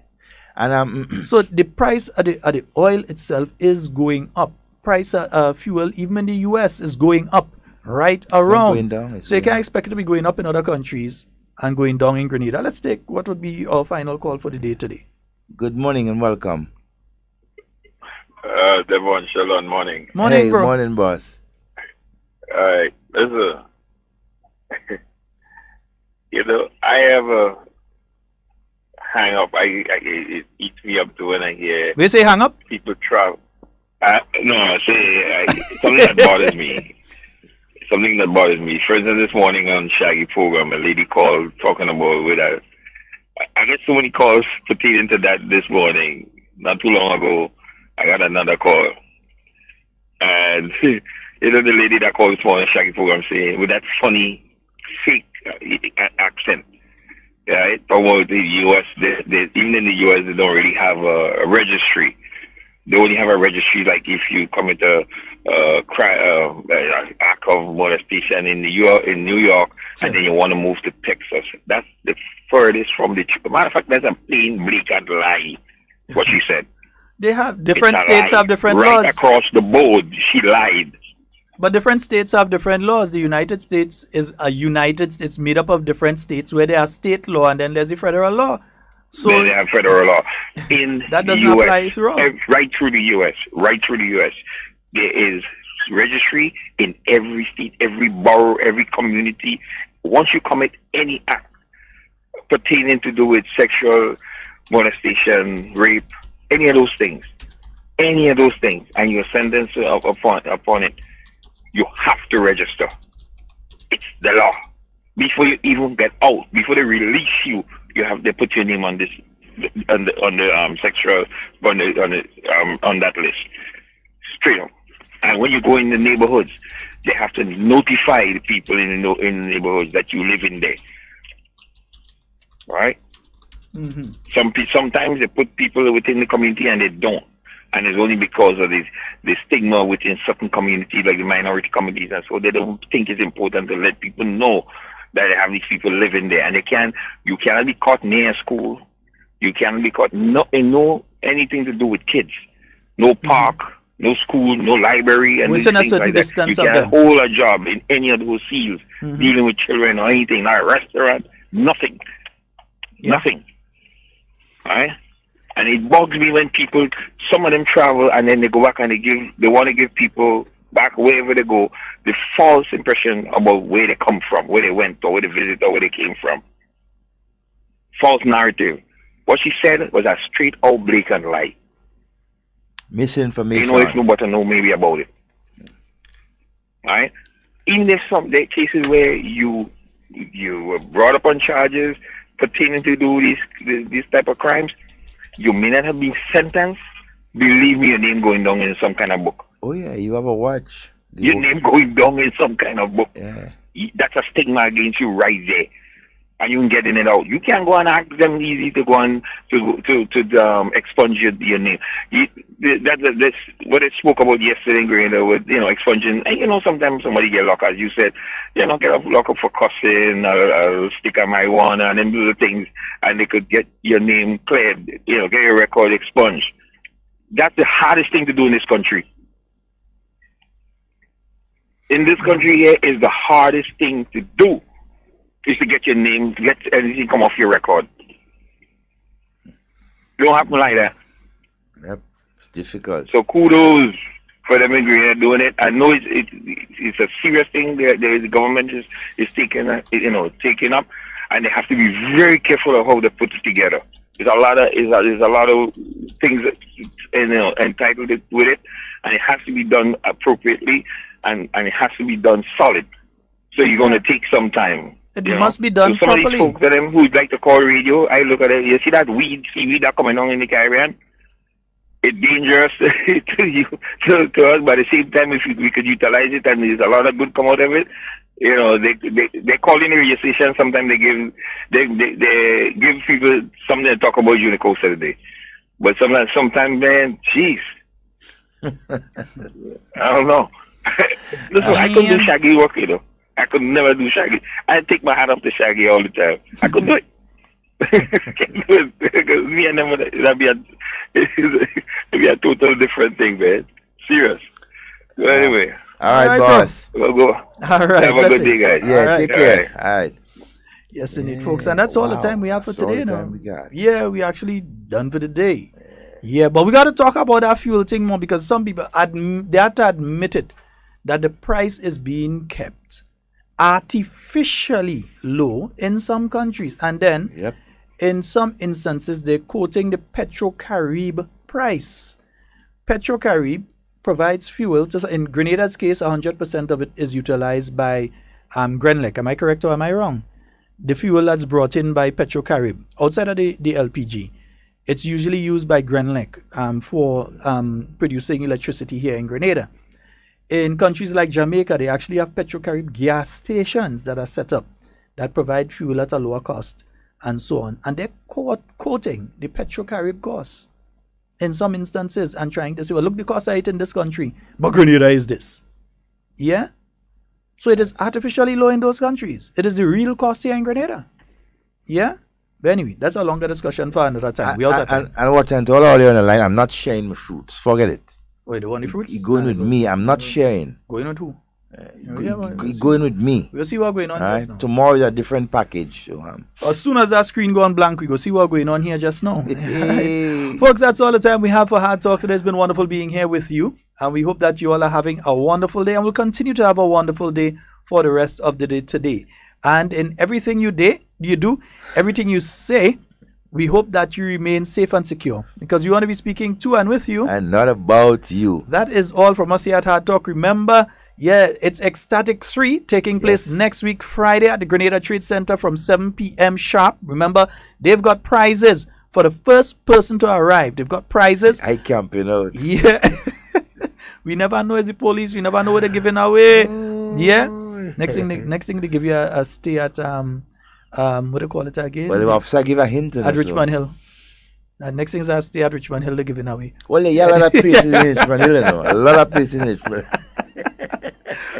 Just give a call kind of thing. Next thing you get, what do you call it? I'll tease or some kind of thing from them. You understand? Yeah, and folks, also remember Little Miss Grenada pageant at the Spice Basket this Saturday, 6 p.m. 6 p.m. sharp. It's going to be starting. Remember, it's going to be children that are the ones taking part, and so they need your support. Yes. I'm coming out, support your parish, but support everybody else too. Yeah, you're supporting your parish, but you're supporting Grenada. It's the Little Miss Grenada pageant, not the Little Miss St. Andrew, not the Little Miss St. John, not the Little Miss St. Patrick, not the Little Miss Miss Carriacou. I say St. Carriacou, not the Little Miss Carriacou. It is the Little Miss Grenada pageant. Support, yes. You could scream a little louder for your own, but make some noise for each and every one of the participants in that show. Let us empower our children. Let us strengthen them with their resolve that they are not just the future, they are the now. And we have to empower them even more. Folks, that's all the time we have today. We have to go. Thank each and every one of you so very much. Royal Grenada Police.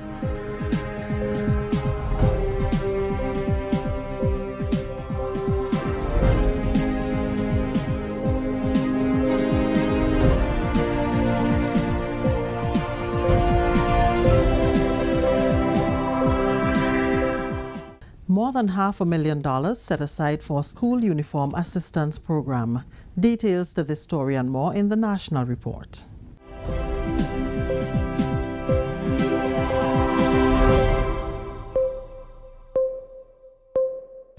With the National Report, I am Leslie Ann Johnson. The government of Grenada has set aside $800,000 for the Uniform Assistance Program, which was launched on Wednesday.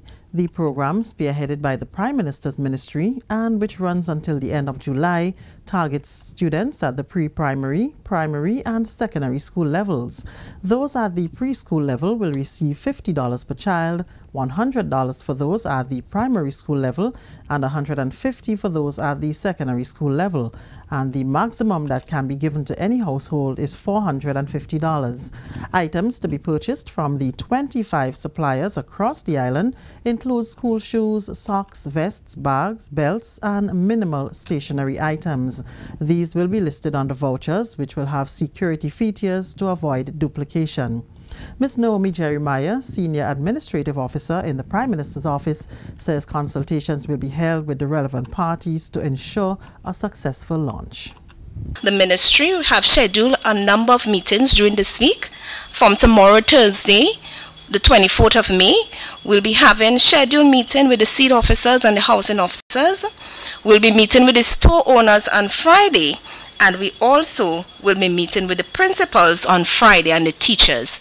A 5-member Rehabilitation of Offenders Board, headed by Attorney General Lawrence Joseph as chairman, will next week start the process that will lead to the expunging of records for certain convictions. It follows passage of the Rehabilitation of Offenders Act 2017, which took effect in November last year. Schedule 1 of the Act states that sentences for murder, voluntary manslaughter, rape, robbery with violence, arson, and any indictable offense carrying a prison term of 15 or more years will not be included in the rehabilitation process. Convictions of life imprisonment and for a term exceeding 5 years will also not be considered. $50 will be charged for an application, and the forms can be accessed at the Ministry of Legal Affairs, District Revenue Offices, all police stations, and can be paid at the Treasury and all revenue offices. All completed application forms and receipts must be submitted to the Ministry of Legal Affairs. Board member Sergeant Alfred Pierre explains the process if someone wants to have his or her record expunged. They first have to fill out the application form, right? It should be filled out in block letters. They should also include their previous convictions and a reason why they need the record to be expunged. Okay, the form also has, like Mr. Lawrence said, Schedule 1 and 2, which outlines what records can be expunged. So if you know you fall within this category, then you know you're not qualified to apply for this process. Right? Also, you have any additional information that one sees fit to support his application, he or she can also attach to the application. Once the application is deemed complete, a request will be made to the Ministry of Social Development, which will then do a social inquiry about the applicant, following which the Royal Grenada Police Force will do a check of records, and the board will convene a monthly meeting to deliberate on all applications, which will either be approved or denied. Mr. Joseph says once approved, one does not have to put offences that have been expunged if making an application for future endeavours. Grenada is not the first country to enact this legislation. We have the United Kingdom, we have the United States of America, we have Jamaica, we have St. Vincent and the Grenadines, I believe.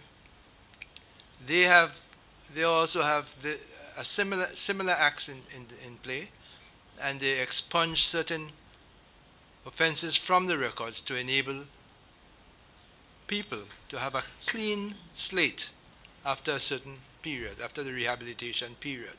The other board members are Mrs. Veronica Charles, the Acting Permanent Secretary in the Ministry of Social Development, Ms. Shauna Lee Pascal, and Mr. Norman Gilbert. This is the National Report. More news after the break.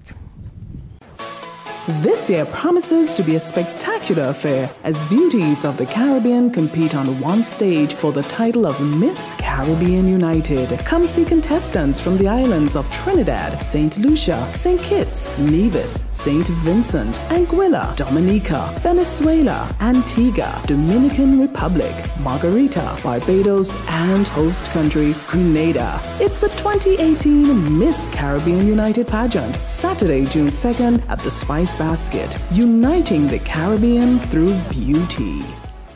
More than 30 youth farmers and agribusiness enthusiasts are participating in a 3-day boot camp organized by the Caribbean Development Bank in collaboration with the Ministry of Youth Development as part of its annual Vibesing Outreach program.